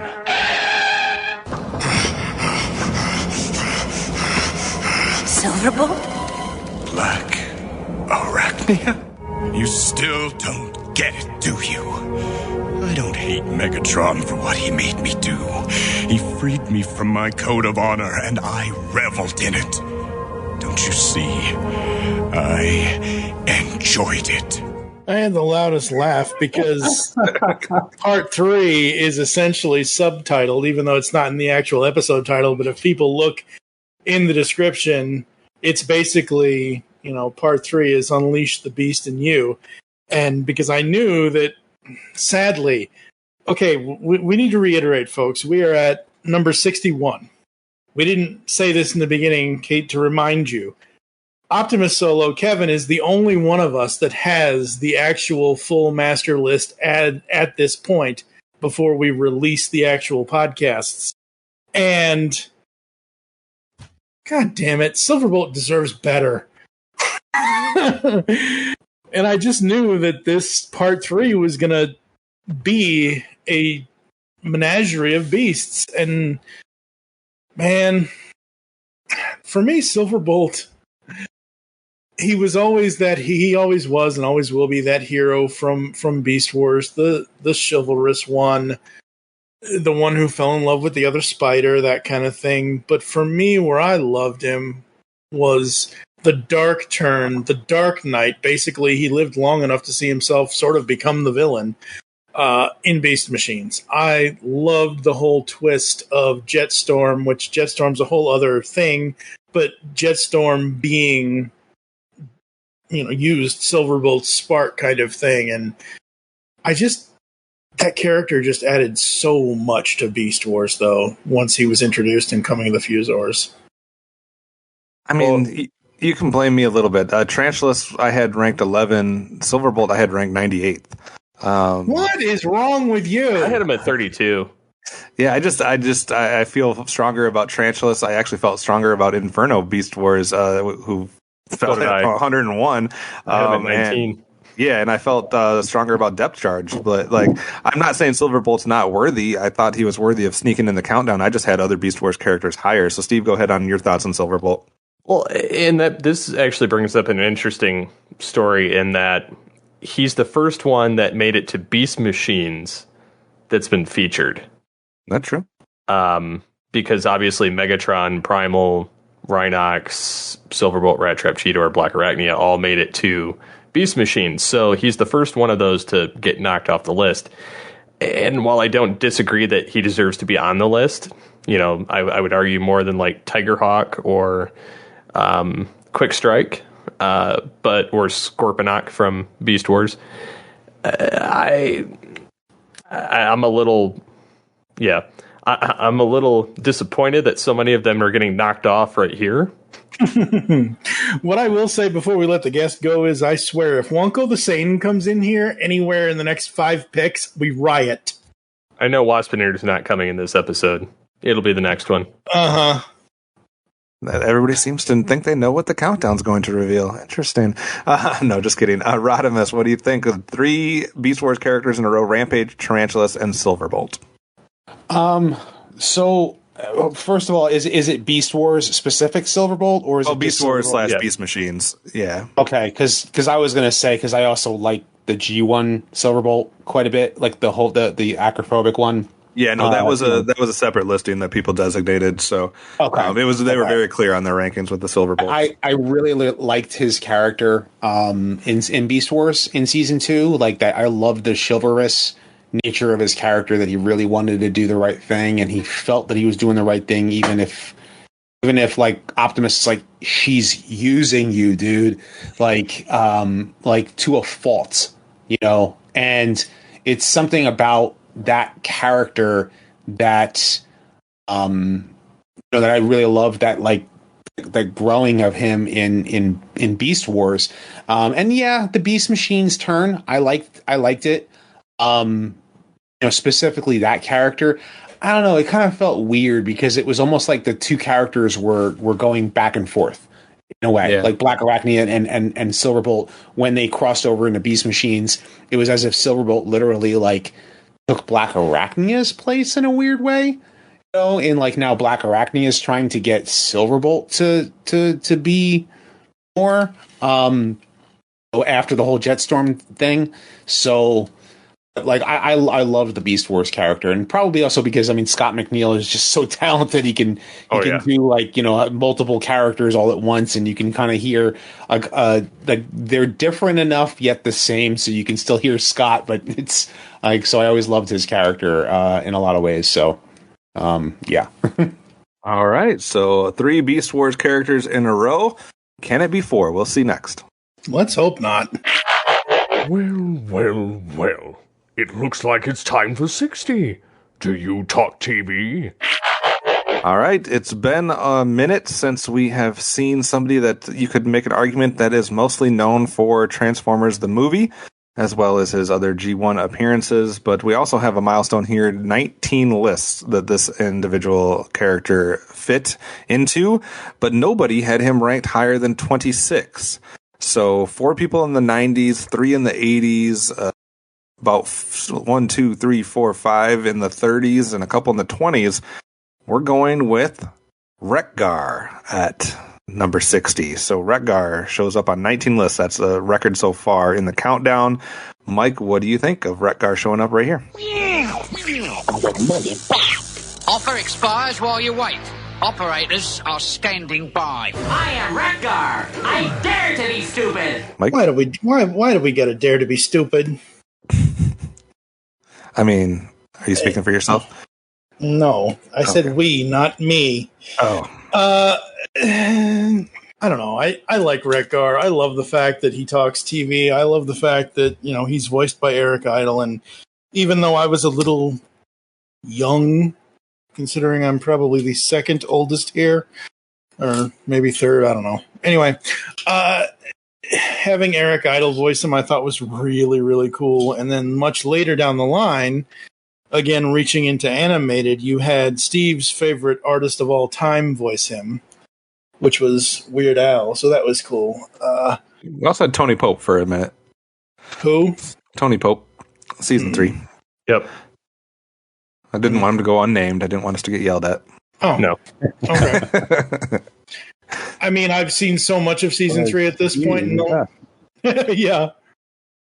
DJ Valentine had him ranked the highest at 26, but it's interesting because we've had one other character, which would have been Triptychon today, which was the highest rank at 23. Otherwise, everybody's been in the top 20 that's been mentioned so far. So Wreck-Gar, highest rank 26, kind of odd there. Nobody had him higher than that. Steve, where do you think about the placement of Wreck-Gar? I think this is an easy one where you can say, yes, he's deserving of top 100. The debate then just becomes, where does he fall? I think, yes, he does deserve top 100, but I don't necessarily think this high. Okay.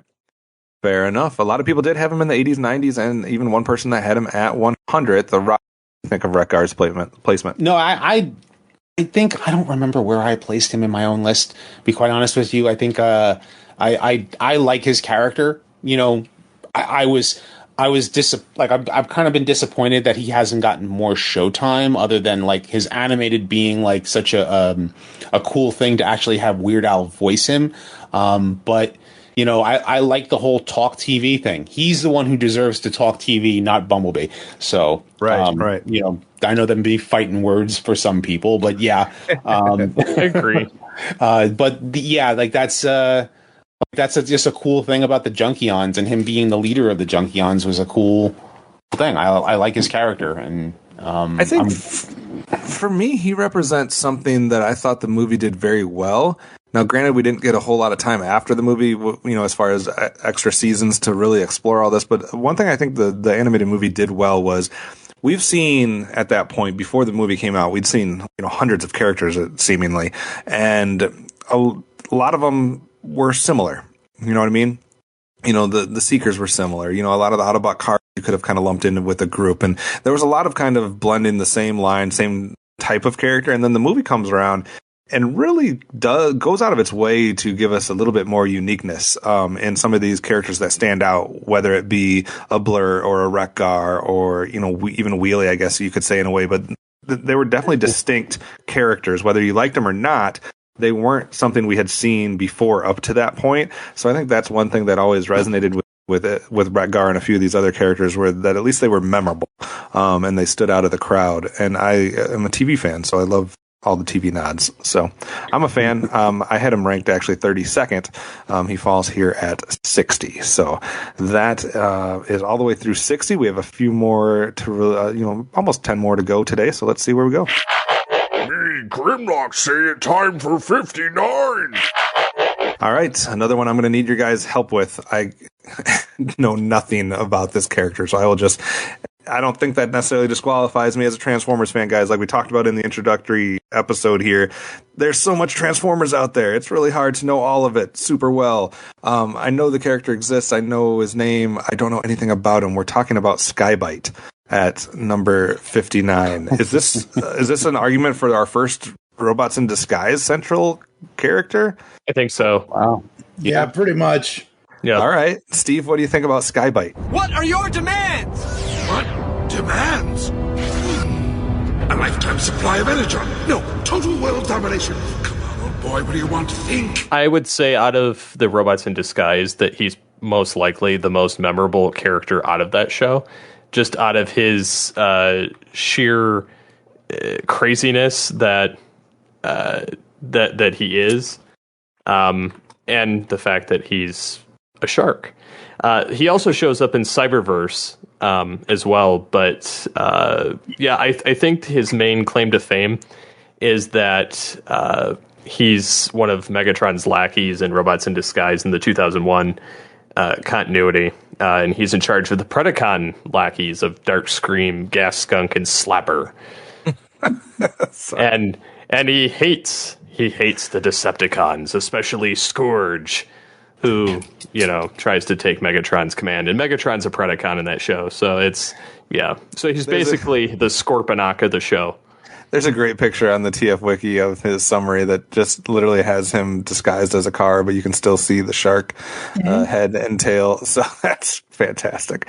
This is why I didn't watch RID. Anyway, Mike, what do you think of Skybite? Hilarious. He was so fun. He was just such a fun character. Mm-hmm. I think he kind of made that show in a lot of ways because the show itself was very zany, and he helped make you got like these Autobots who are a little bit more on the serious side, and you have this character who's just able to make you laugh and make you enjoy the show. And Sharknado of Transformers. Yep. Pretty much. Yeah. Like you got the ridiculously of a shark flying through the sky. It's just a hilarious thing to watch. So I think that his character is well deserving of being on the list. I don't think much of the Cyberverse character. I think that they were just like, yeah, let's bring Skybite back and let's just do something cool with him. And, but not much that I can really think of that was memorable to me. The Robots in Disguise character is just like everyone remembers who has ever watched that show remembers that character. So, and he's the sharkiest. So yeah. Guys, Skybite is a shark. For me, I think the most memorable outside of the 2001 Rid cartoon, the most memorable scene from IDW was when he continually frequenting McAdams, which is the bar in the IDW universe, and he celebrated Wheeljack's return by he and Waspinator singing a song together. This was crazy, but the best thing that I love the TF Wiki people, tfwiki.net, because they do such crazy things with their pictures. There's one picture on his page where it's him set against a moon with a pink and purple background. No, not the final scene from Free Willy. Oh, goodness. All right, on that note, let's see what comes next. And now it's time for number 58. All right, Mike, if I was to ask you what type of Transformers we haven't had today yet, could you come up with one? That we had in the first episode. We have not had any cassettes, that is true. Can you name another one? Target Masters. We haven't had any of those either. Another thing that another group that we haven't had today, guys, so far really has been the Autobot cars. We haven't had any really. Last episode we had Trax, we had Red Alert. Those are the only two that showed up last episode as well. So not a very high represented group so far, but we're going to add one to the ranks here. So 58 will be Sunstreaker. I'm transforming! I see my true beauty emerging! So 58 is Sunstreaker. Also on 19 list, just like Wreck-Gar, that's the highest we've seen so far. Nobody, though, had Sunstreaker ranked higher than 30. So the fact that 19 people ranked him got him here, but the fact that nobody ranked him higher than 30 means that he didn't get any higher than 58, which is where he's at right now. TV's Mr. Neil had him the highest ranked. So far, if we're just looking at Trax and then Red Alert and then Sunstreaker, what are your thoughts, Mike? Well, I'm sure Sunstreaker himself would say, boy, am I glad I'm ahead of all those people. Because Sunstreaker is very full of himself in Generation 1. Yeah.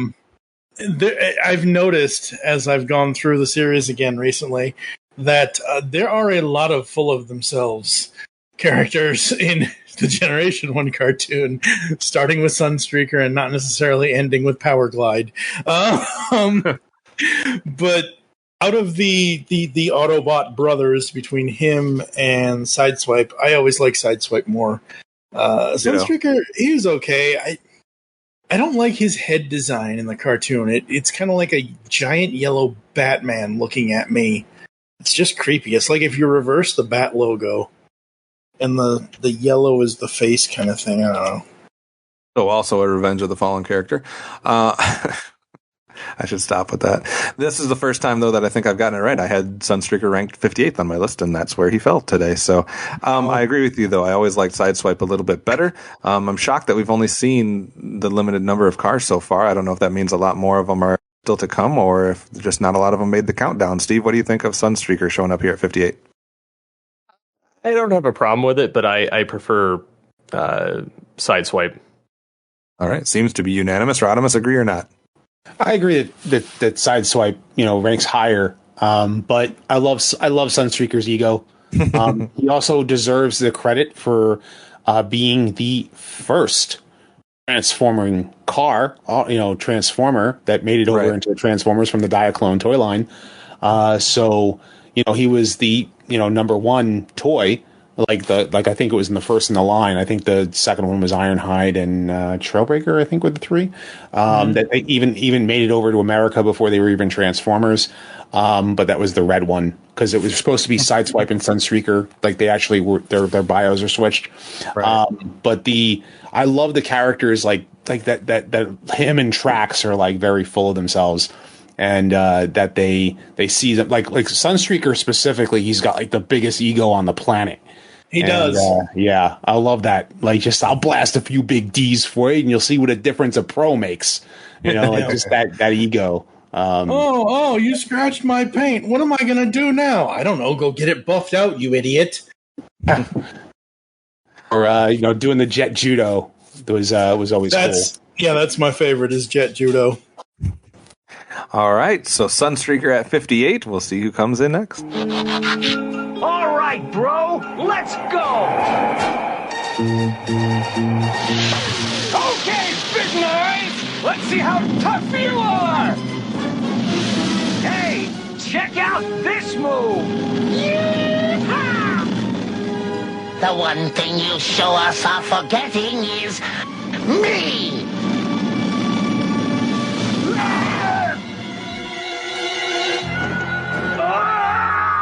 Hey, I get the feeling our jet judo needs a little more work. Oh? What makes you say that? Let's hear it for 57. So who thought that once we got to the 57th spot in the countdown that we would have just as many Autobot cars as we do Dinobots? Swoop coming in at number 57. Dinobots taking over the countdown as highly ranked as number 12. 12 is how you say that? And as lowly ranked as number 99.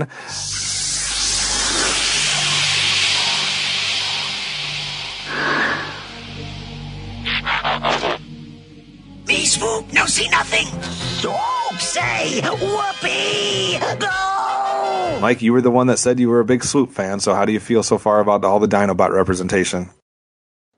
Outside of Grimlock, if Sludge shows up, I'm going to be really, really pissed. Dang, just trashing on my favorite guy. Really? Sludge is your favorite guy? For the Dinobots, yeah. Why? We don't have time to get into that. I told you it was my only toy that I had. Oh, well, okay, well, but still, like, there's nostalgia. Yeah. Yeah, it may be him more than the other ones. I never had a Swoop. I didn't have a Swoop either, and when I eventually got one, I got really mad about it because, because the toy is red. Steve always says this, if it's not show accurate, I don't want it. Okay. And the toy was, if I remembering this right, it was red, but the character on the show was blue. And I'm like, grind me in the gears over here. But a young, angry Mike. You have no idea. We've only known the old angry Mike, so that's an interesting picture you're painting. It's essentially the same thing, except I'm younger, skinnier, and can move faster. And louder. No, I can be... No. Old man Mike is way louder than young man Mike. Yes, that's true. Quiet, you. So the thing about Swoop and what I... personally, outside of Sideswipe, it is the single-handedly best Michael Bell voiced character in the entire cartoon series. You read my mind. I was just going to say we found a way to get Michael Bell in here. So I love that Michael Bell did the Swoop thing, and out of all of the Dinobots talking half-ass backwards like they do, his voice as Swoop is the one that I can understand the most, and I love that they tried to... Like, once we got... I think is it in season 2. It wasn't just always Spike and Bumblebee. Everybody always assumes when they think of G1, it's like, oh, it's Spike and Bumblebee on every adventure. Huh? You had Swoop, Spike, and Carly on an adventure to Cybertron, I believe. Yeah, Desertion of the Dinobots. That's right, Desertion of the Dinobots. And you had him with other characters, and you had, like, that whole arc of him interacting with them. I absolutely love that. I wish he was used more. And I would not just in G1, but overall, I wish he was used more. 57. I wish he was higher, but I'm glad he's just under the top 50 mark. So speaking of where he falls, Steve, 2 people had him in the teens, 2 in the 20s, 3 in the 30s, 3 in the 40s, 2 in the 50s, 3 in the 60s, 2 in the 90s. So that's all over the map. So we have him at 57. What's your feeling about the placement? I definitely like Swoop showing up about here. I had him at 48, and to be honest, he's one of my favorite Autobots, just of the Dinobots next to Grimlock, just because he flies and because he's kind of got that little bit more personality than some of the other ones. And honestly, a lot of my exposure, not only with the G1 cartoon, was with the Fall of Cybertron game. Yep. All right, fair enough. Rodimus, what are your thoughts on the Dinobot presence so far? Like the Dinobot presence, I mean, I'd rank Grimlock obviously higher than any of them, really. But but Swoop specifically does rank up there as far as Dinobots is concerned. He had a lot of presence in the G1 cartoon where he was Diaclone colored because they didn't change his Diaclone colors from blue to red. That's the reason why. His G1 red toy was what they used in the comic books, and they had a story with him where his name was originally Dive Bomb, and the Predacon stole it from him in the UK stories. So if you've never read that, that was something that was kind of cool to know about him. Is that Swoop, like felt bad about it, and Grimlock's like, "You think I didn't know about that?" Like, like trying to tell him, "You're still part of the team, dude." Like that was like one of the cool story elements out of Swoop in the UK comics. But I like the fact that he was the one that explored deep Cybertron and Cybertron's past in the G1 cartoon. And I mean, saved Spike in Dinobot Island Part 2. And like you said, Michael Bell's voice, just worked so well for that character. So, yeah. All right. So there is Swoop. I guess I'm the Dinobot hater of the group, because I didn't have Swoop, Snarl, or Slag on my top 100. I only voted for one Dinobot. So I just looked at my list and apparently I forgot about Grimlock. Oh Lord. How do you forget? Well, that's Mike we're talking to. All right, let's see where we go next. It's time for 56. This one has no honor. How about something we haven't seen yet on the countdown, and that is a character made by the fans. Our second female character of the day, we're talking about Windblade. Windblade. Now I was sent by Primus. Yeah, that Primus. On a mission of my own more than 1,000 years ago. Primus believed a terrible evil would someday focus on Earth and threaten all life in this galaxy. He upgraded my tracking systems and put me in stasis.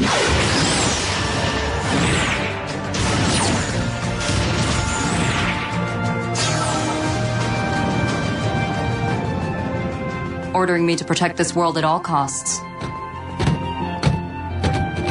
She's more windbag than windblade, am I right? She's awesome.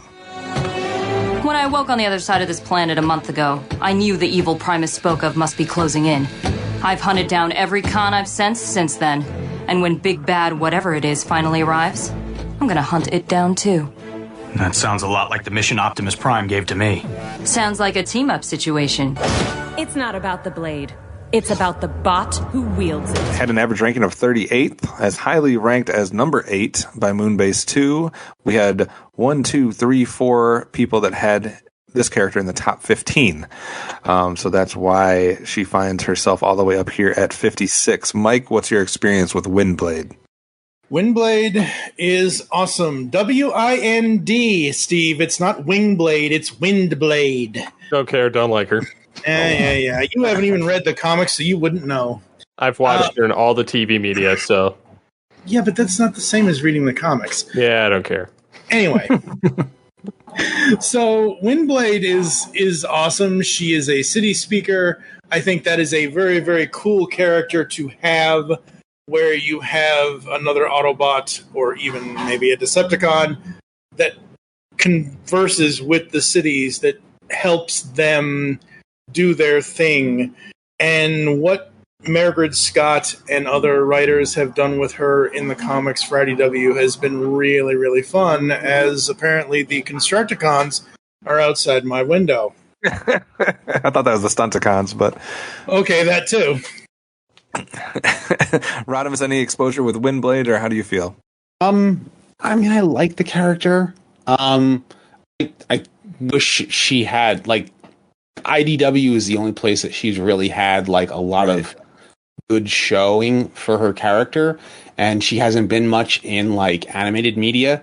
So, like, I mean, yeah, she's kind of a guest spot in RID 2015, and yeah, she had her... I did not like her portrayal in the Prime Wars trilogy at all. Just because, like, it literally, like, went from Murder Blade to like just this little jokey, like, sidekick character, and I'm like, I don't like her. I think that's what soured it for me. I wanted to like more of the character, but they have not given us an animated representation that I think that fits her. Like, from what people say about her in the IDW. Yeah, she was in Cyberverse and the 2015 Rid. Oh yeah, that's right, Cyberverse. Those were the only two I actually liked her in Prime Wars. I could not stand her character. You know, it's weird. Like, she or she shows up in Cyberverse, and she's a mainstay character, and I forgot about her. Yeah. Isn't that weird? Isn't that weird that she's a character that you can completely forget she even existed, and yet she was a major character in Cyberverse? I'm impressed with the amount of comic knowledge that the participants have had in this countdown. It seems like the comics have been pretty well represented as far as characters that really shine there. Twist your arm to get you to put them on the spreadsheet. No, so I was anyway, going to put them on. But the twisting of the arm part is that there's hundreds and hundreds and hundreds of more characters in the comics. Right, hard to list them all. But I specifically meant the IDW version. The thing about Windblade, and you guys don't have to read all of the IDW comics to get her character. You can read specifically her comics. They are written so well. They are great stories. Just because she was a fan-voted character doesn't mean that the creators that are working on her or using her in stories are going to just make her this token robot kind of thing. I briefly glanced at our website to see how many comic episodes we actually did for her, and I think the total was 9 inside the pull bag over 3 or 4 or 5 years. I highly recommend, like I said, you don't have to, you can start at her first issue of the original 4-issue miniseries and read through there. I can give you the whole list later after the episode, but it's one of those things where she definitely deserves to be here. I don't necessarily think she deserves to be higher, but she doesn't necessarily need, I can't see voting her between, I don't know, Drift and Silverbolt kind of thing. So where she is, I think, fits. And I think if you got, and this is how I am sometimes, I want a new, interesting type of story. And sometimes that takes me to be introduced to a new character. And it was really fun. It was really good. The whole fact that she is a city speaker and she has to figure out the mystery of Metroplex was really cool. So I highly recommend at least checking her out, regardless of how she was portrayed in any animation. All right. So we've already had, for combiners, Superion and Bruticus. Which one is coming in next? Oh, Weismanator love fellow Predacons at 55. All right, so our third combiner coming in next. Like I said, we already had Superion and Bruticus. I don't know what this means for the future of combiners in this countdown, but coming in here at 55 is Predaking. You don't suffer from overconfidence or anything.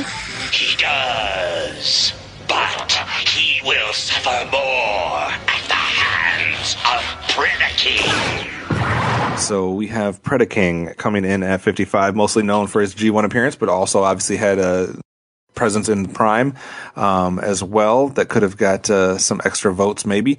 As highly ranked as 19, lowly ranked as 85th on 18 lists. So a lot of people had Predaking on their list. Steve, what do you think? Well, I do like the robot in question. I don't have a problem with it, honestly. I think for G1 fans, we had the original combiners, like the 4 or 5 that we got through the first half of the television series, and we loved that, those guys, whether it be Superion, Menace, or Bruticus, Devastator. You had those guys, and then you had all these other ones that came out later, and I feel like Predaking was the one that kind of rose to the top of that group. Yeah. The most known for the latter half of the G1 series. So, and it was a cool visual design for the character. It was pretty badass. I think you could agree on that.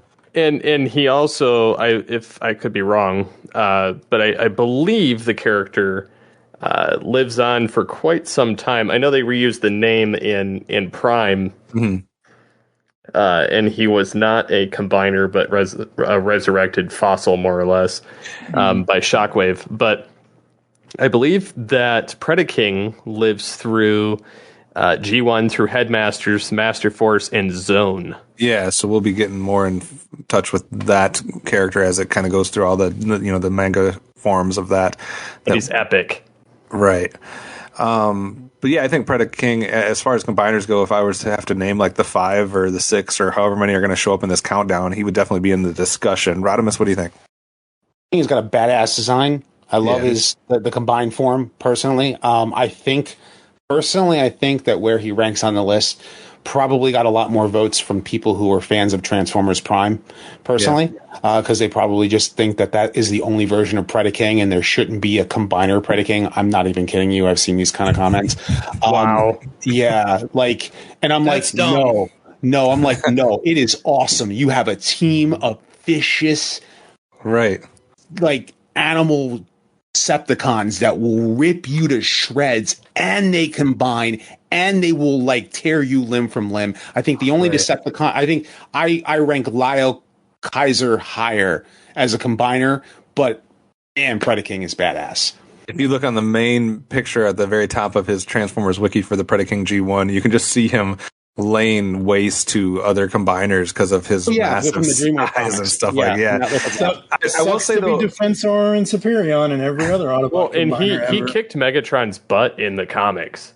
Yeah, on more than one occasion. I will say my one gripe about Predaking is I'm not a big fan of the toy. Out of all the combiners that I have, and I have all combiners except for 1 or 2, he is my least favorite of the toys. I don't know, like they're just big and clunky compared to the other ones, and I'm not a huge fan of the toy, but I do think he's very deserving of being here. Mike? No, absolutely, yeah. I mean, he definitely deserves to be here, and that art from Dreamwave from Guido Guidi is amazing because he is literally laying waste to every other Autobot combiner. All right. Mike, you'll be happy with our next one. We're going back into the world of anime. Yeah. It's time for 54. All right. Next up is another animated-centric character. Mike, we'll let you go first. What do you feel about number 54 being Bulkhead? After a long road trip, it feels good to get out of the car, stretch my legs, and kick some tailpipe. You are headed for the equator. I'll prep for tropical weather, Wrecker style. Who's ready to rumble?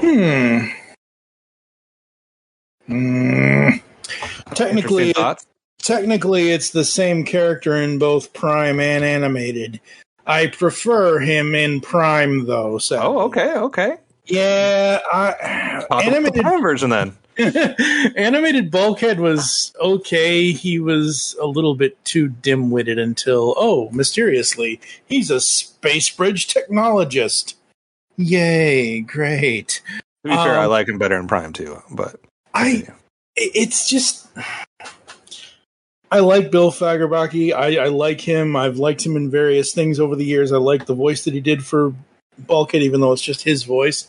But honestly, you follow that up with the man, the legend, Kevin Michael Richardson as Bulkhead, and they made him a part of the Wreckers. That is awesome. I thought that was super cool in Prime. It's just super fun, super interesting, and because I am constantly gaining weight kind of thing, it's like, I kind of feel like a fatter version of him. So I'm like, at least I get to sort of be awesome because of his voice. I love Bulkhead in Prime. I think he's a great character. I think say what you will about humans and Transformers and all that, but he and Miko, they were simpatico. I loved that whole thing in Prime. It also shows up in the 2015 Robots in Disguise version as basically the same character as Prime in that continuity. Steve, what do you think of Bulkhead showing up here?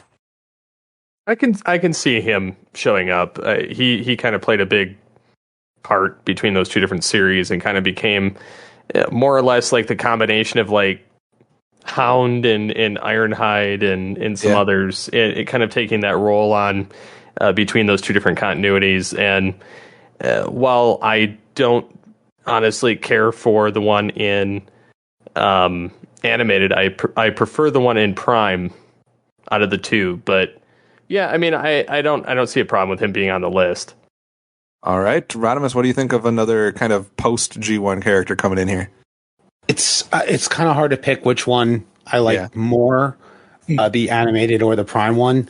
I think the Prime one edges it out. The only thing that I have an issue with the character is like was stated before, was that he's basically like a cross between Hound and Ironhide, and it almost confuses a lot of people about how Ironhide and Hound are supposed to behave as a character. And it's like, no, Bulkhead is his own character, and I like the fact that they've given him like the whole wrecker backstory. I like that about him, being a wrecker. But I also kind of like him being a space bridge technician. So I kind of think that there needs to be a little like a balance between them, between the two versions. And I've dug the character. I thought it was kind of a cool idea to have a new character. It's like, but it in a weird way, it makes me miss Ironhide and Hound. Wanting to see those two characters, kind of get their spotlight again, as much as I like Bulkhead. And the thing about Bulkhead in Prime, and again, it goes to Kevin Michael Richardson, because he is this big hulking bot who basically is fearless with almost anything until you put a scraplet in front of him and he screams like a girl. Every time I see that scene with Kevin Michael Richardson letting out this huge girl scream, I was like, oh, that just makes me love the character even more. Did you just scream like a little girl? No. Maybe. Fair enough. All right, there's only room for 3 more characters on this side of the top 50 mark. So these 3 characters just miss being in our top 50. We'll see the first of those coming up next. Well. Let's have it for 53. So last episode, we got to see some cassettes. We got to see Frenzy. We got to see Ratbat. We talked about how many cassettes we would see, if they would all be Decepticons or any Autobots. Well, this isn't a cassette, but how about something somewhat related to cassettes? And we're talking about Blaster here for number 53. 18 lists. 990 points is how much we're up to. That doesn't mean a lot for a lot of people, but that takes a lot of votes to get to 990 points. As highly ranked as number 3 by Casey Collar. 2 people had him in the top 10, but also a lot of people had him in that middle mark, 40, 41, 41, 47, 52, 53. A lot of people had him ranked in that group. So Blaster coming in at 53. Steve, what do you think? Say no more. Request lines are open. And now a nice and nifty musical selection for easy listening. Hold on to your dancing shoes and go, man, go! Blaster and Soundwave to me were always one of those fun groups of bots, because they were Cassetticons. They held the cassettes that could do battle. And I always remember him the most from the movie, even though it was a short stint, just because he kind of reminds me of Jazz in a lot of ways. Yeah. But he's got reinforcements, and then he just kind of enjoys the music. Even that time where he annoys the Autobots with it, but but no, I love the design. I love the colors. The characterization. He played a little bit of a part in the G1 Marvel comics as well.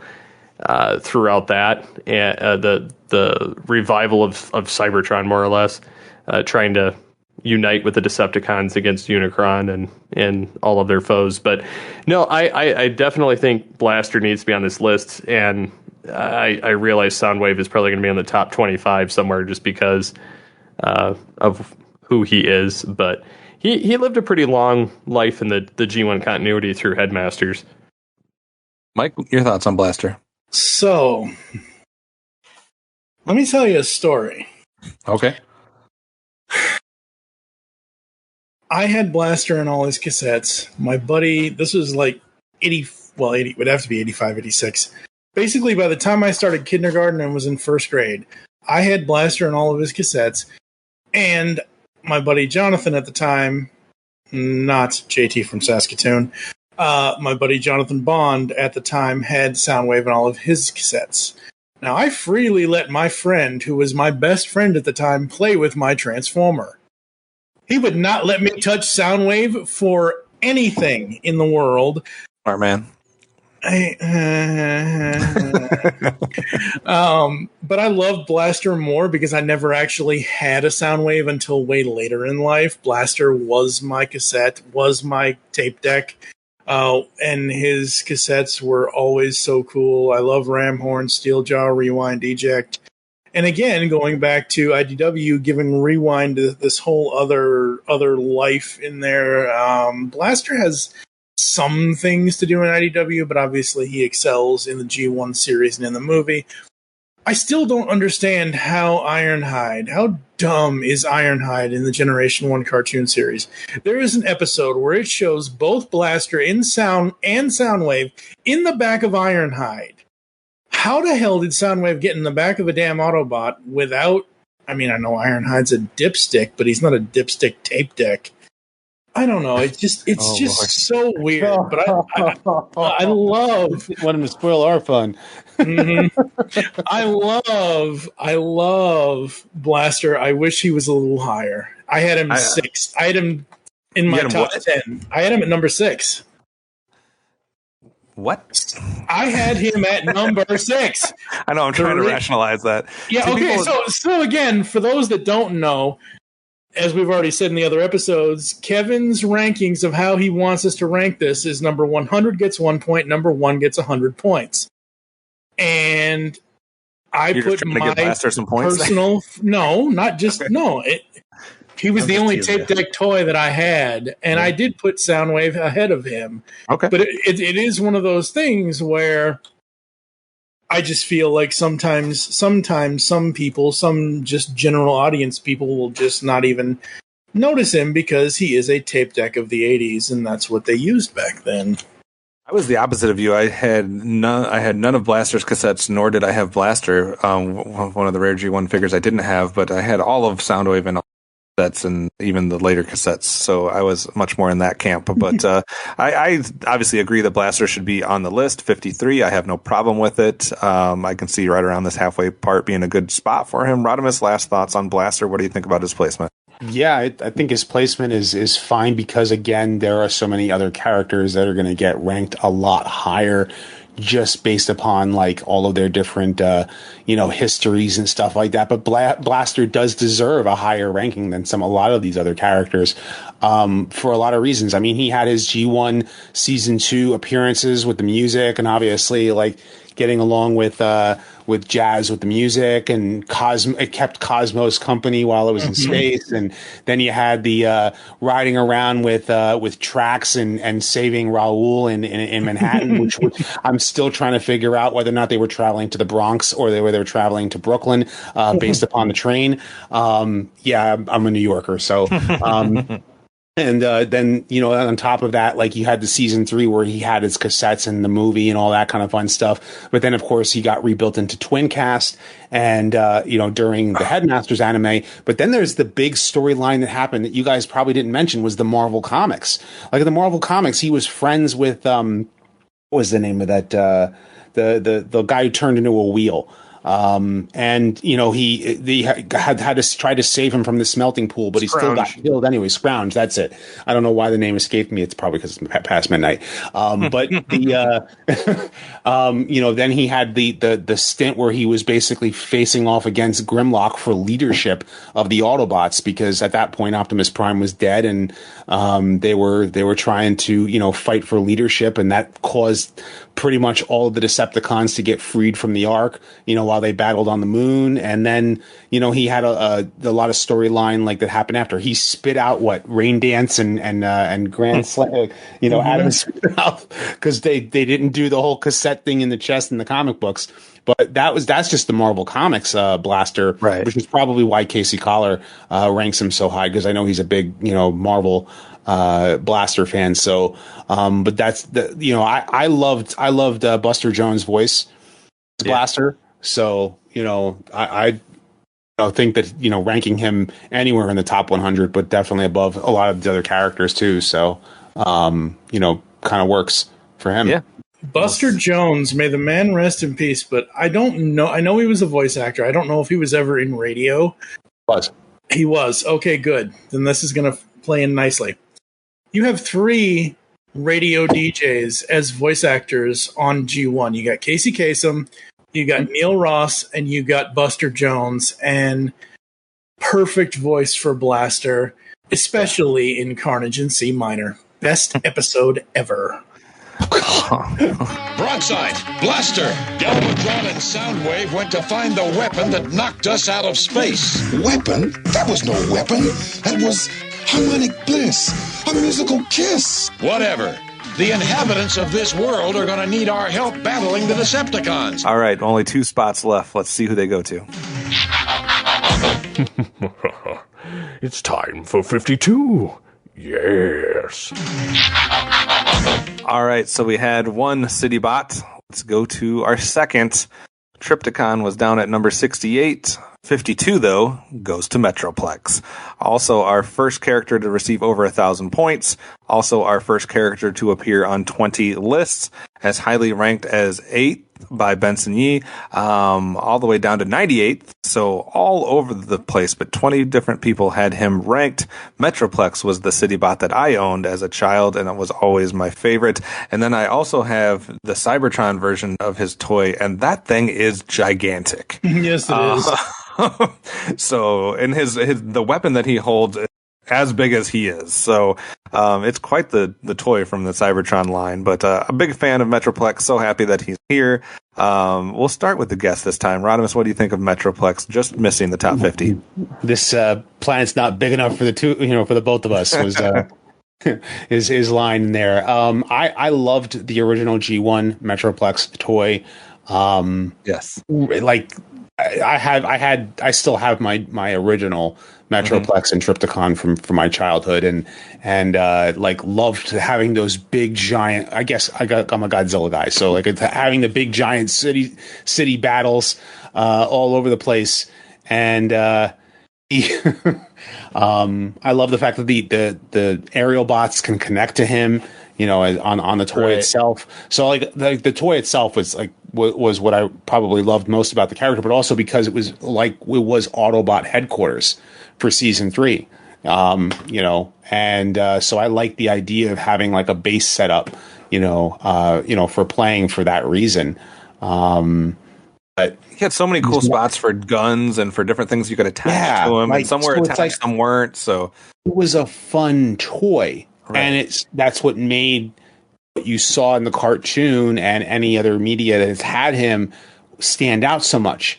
His problem is not really a character, right? He's just a transforming base that can fight, and but so there isn't much to him.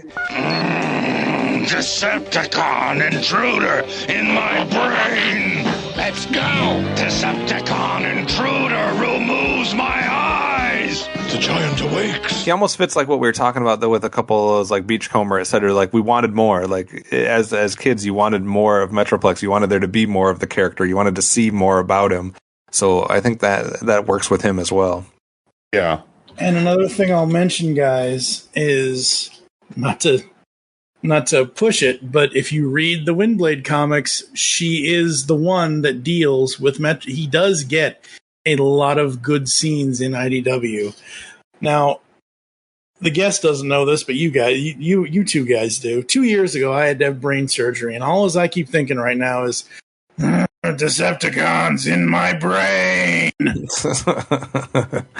I think that was true before that, though, too. Steve, I was talking about Metroplex, not me. Steve, what do you think about Metroplex showing up right here? I have to agree that while he's really awesome, I love the design and the fact he's a giant fortress and able to do so much throughout the show. He's not much of a character. There's not much to go on. Right. So, but not for lack of trying or lack of wanting to know more. And again, Fall of Cybertron. He's another one of those fun ones that you get to bark orders to as Prime. Mike, last thought on Metroplex before we reveal the final character today. I think he is perfectly placed.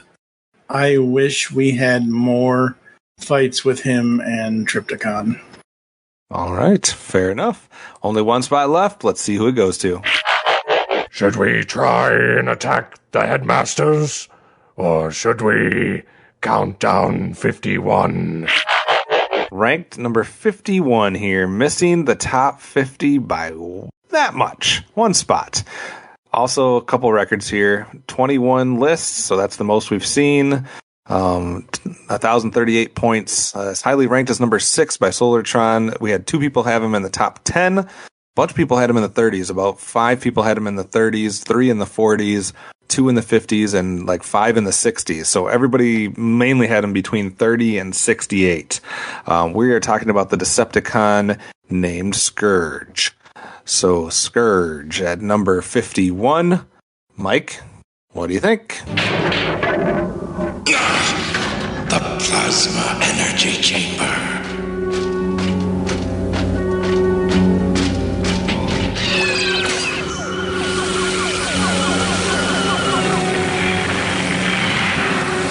He's already opened it.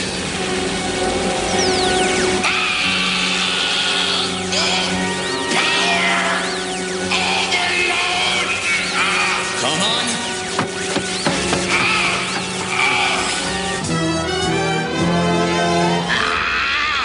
The key is gone.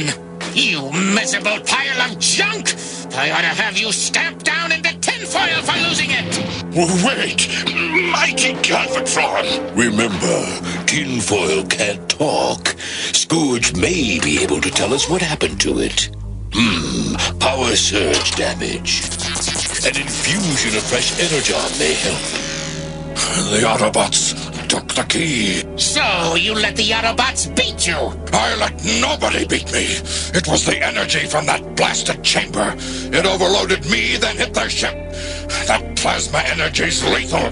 It nearly killed me. You will follow them, you will get the key, and you will destroy them! That suits me fine. He's just going to get swept under the rug. Dun-dun-dun. Yeah, no, I think... well, here's hoping Cyclonus hasn't been revealed yet, right? Correct. Okay, good. Again, I've been watching a lot of Season 3 and things like that, and all I can think of is poor Scourge. Because they make, as much as I love and I respect and I miss the late, great David Wise, Scourge was written as a dumbass in Rebirth. Because Cyclonus even says, You just love to waste your time, don't you, Scourge? What's that supposed to mean? Well, isn't it obvious? If any of these losers had the key, the other Autobots would be all over us by now. He did get one of the coolest episodes, though, because he did decide to pull a pterosaur, even though he did it first. And he did try to use the Autobot Matrix of Leadership in one of the greatest Rodimus episodes ever, The Burden Hardest to Bear. Yeah. You had to find a way to get that in there. Rodimus, what do you think of Scourge being the last to not make the top 50? Well, I was going to say it was also depending upon which version of Scourge you wanted to mention, because the version of Scourge that some people might have mentioned would have been the Robots in Disguise, which is basically Nemesis Prime. Right. But as far as the G1 character is concerned, what I loved about Scourge in particular, that if you don't know this kind of thinking going into his psyche, he is a Unicron warped version of Thundercracker.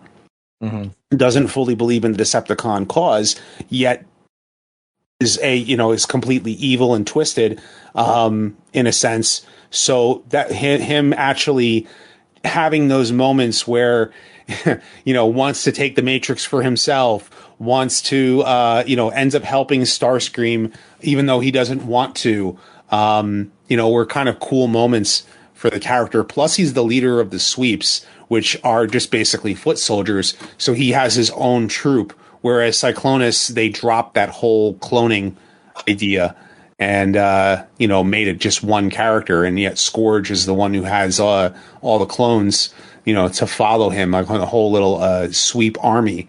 And he's got a cool tracker ability. He's able to see in, far distances, whereas other Transformers can't. So like he's able to kind of like that's why he's called the huntsman. So it was kind of a cool concept, and he's got bad fingernails in the cartoon, right?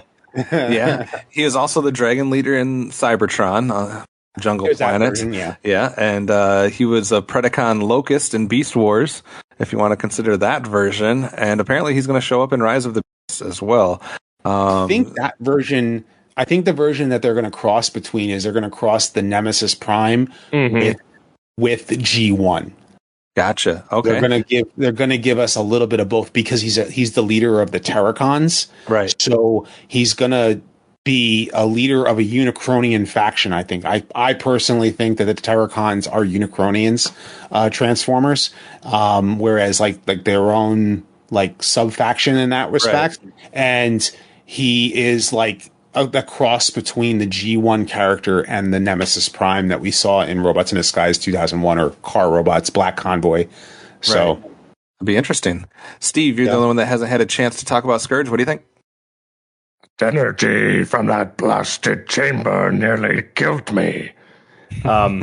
Yes, I love Scourge, but that's because one, he is Thundercracker. Two, because that was one of the first fan dub voices I was playing, was Scourge way back when, for the Headmaster's dub. And so, getting to learn to replicate that voice was awesome. And then, I love the character and his interactions. One, when he steals the Matrix,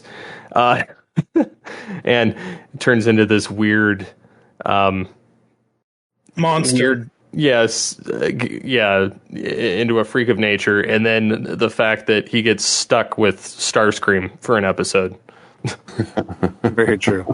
All right, I'm going to go ahead and rattle off the 25 we listed today quickly, but also giving you guys time to wrap up your thoughts on what we saw today. So starting with 75 going all the way up to 51, we had Snarl, Lockdown, Beachcomber, Rung, Bombshell, Alita 1, Drift, Triptychon, Bludgeon, Alpha Trion, Chrome Dome, Swindle, Rampage, Tarantulas, Silverbolt, Retgar, Skybite, Sunstreaker, Swoop, Windblade, Predaking, Bulkhead, Blaster, Metroplex, and Scourge. We had Animated Prime represented with Bulkhead. We had the fan-made Windblade. We had RID represented with Skybite. The trio of Beast Wars figures, as well as a bunch of IDW representation and animated representation with things like Lockdown and Swindle. Rodimus, what did you think of this set of 25 characters? For the most part, most of the characters I dig. I like them. So yeah, I think that most of them are deserving on the list, and some of them I might have ranked a little higher and some a little lower. Right. But, that's kind of one of the things where you're, compiling a list, and it's kind of hard, especially because the final 50 are going to be, the tough ones where everyone's going to go, it should have been higher, should have been lower. Right. So. But hopefully we've reached the point where you at least are happy that they're on the top 100, as far as, the argument can't be made that they hopefully don't deserve to be on here, regardless of where you think they may or may not fit, and where they should or should not rank. Hopefully we're getting to the point where at least they're all top 100 worthy.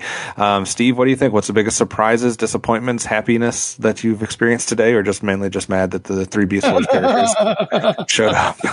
Well, I'm happy the Beast Wars characters showed up in the top 100. I'm not happy with where they landed, but, at least they're on the list, which could be a testament to the fact that I voted them so high. But I don't know. I think most of them deserve to be on this list, and there was a few that maybe weren't necessarily ones that most people would be familiar with. But at the same time, I think that no matter where they placed, they deserve to be on the list. But some of the ones I just felt that they should have been a little bit higher. Mike, we got our first couple of city bots or bases with Triptychon and Metroplex. We have no cassettes today. We only had one Autobot car in Sunstreaker, only one mini vehicle in Beachcomber, 2 Dinobots. What do you think of what we're seeing? Human germ. The bottom 25 are going to be interesting. The reason why I say that is because 50 to 26 once again, it's the middle part of the countdown before you get into the nitty-gritty of, oh my god, if this character isn't number 1, I'm going to riot, kind of thing. Let me tell you, though, if there is one character on here that I just feel that I'm surprised he isn't here yet, and it kind of scares me, because if anybody ranked Wheelie number 1, oh, Lord, I'm really surprised he didn't show up. Maybe, when we talk off air, Optimus will tell me, it's okay, he's at like number 125 or something, because as we mentioned in the opener to this, and I think we mentioned it last episode, you've done all kinds of like things beyond the top 100 that we're actually going to be revealing, kind of thing. But no, I think it's an interesting list. I think certain characters need to be higher than other characters, but that even though I'm not the biggest fan of Tarantulas, but Tarantulas and Silverbolt at 62 and 61 respectively, man, they deserve to be way higher. Yeah, I think my biggest shock going into this point so far is the lack of the cars. I know I keep harping on that, but only seeing 3 of them so far. Only seeing one Seeker. Be higher. Yeah, apparently, we only had one Seeker so far. Only a few of the mini vehicles, stuff like that is interesting. We've had 2 Insecticons and 3 Dinobots, so apparently some fans of that. But yeah, I'd be interested to see kind of if I didn't know what was coming up, how this all plays out. So I'll keep that wheelie placement a secret for now. I'm not telling you where or when he falls, or if he has already fallen, or what. But I do see this is usually the time when people start getting nervous about some of their own personal favorites on if they're going to make the list at all or not. So you guys will have to wait and tune in to the next time to see numbers 50 through 26, Mike. Yeah! Here comes poison!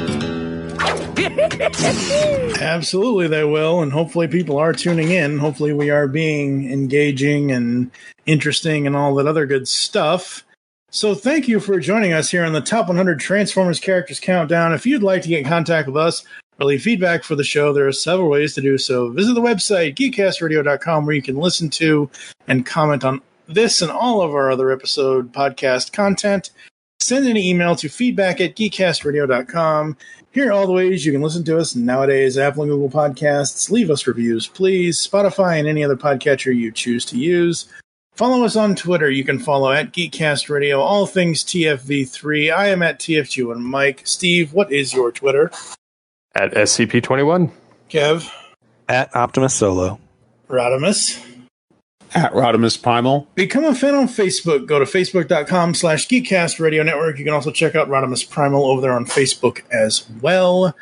Get your audio receptors ready, because in part 4 of this podcast series, we start the countdown, or we continue the countdown, I should say, with numbers 50 to 26. For now, I'm TFG and Mike with Optimus Solo. Rodimus Primal. Megatron. And we're going to close out with a quote from Rat Trap from Beast Machines, because I just love him saying this. You got noisemakers? I want noisemakers.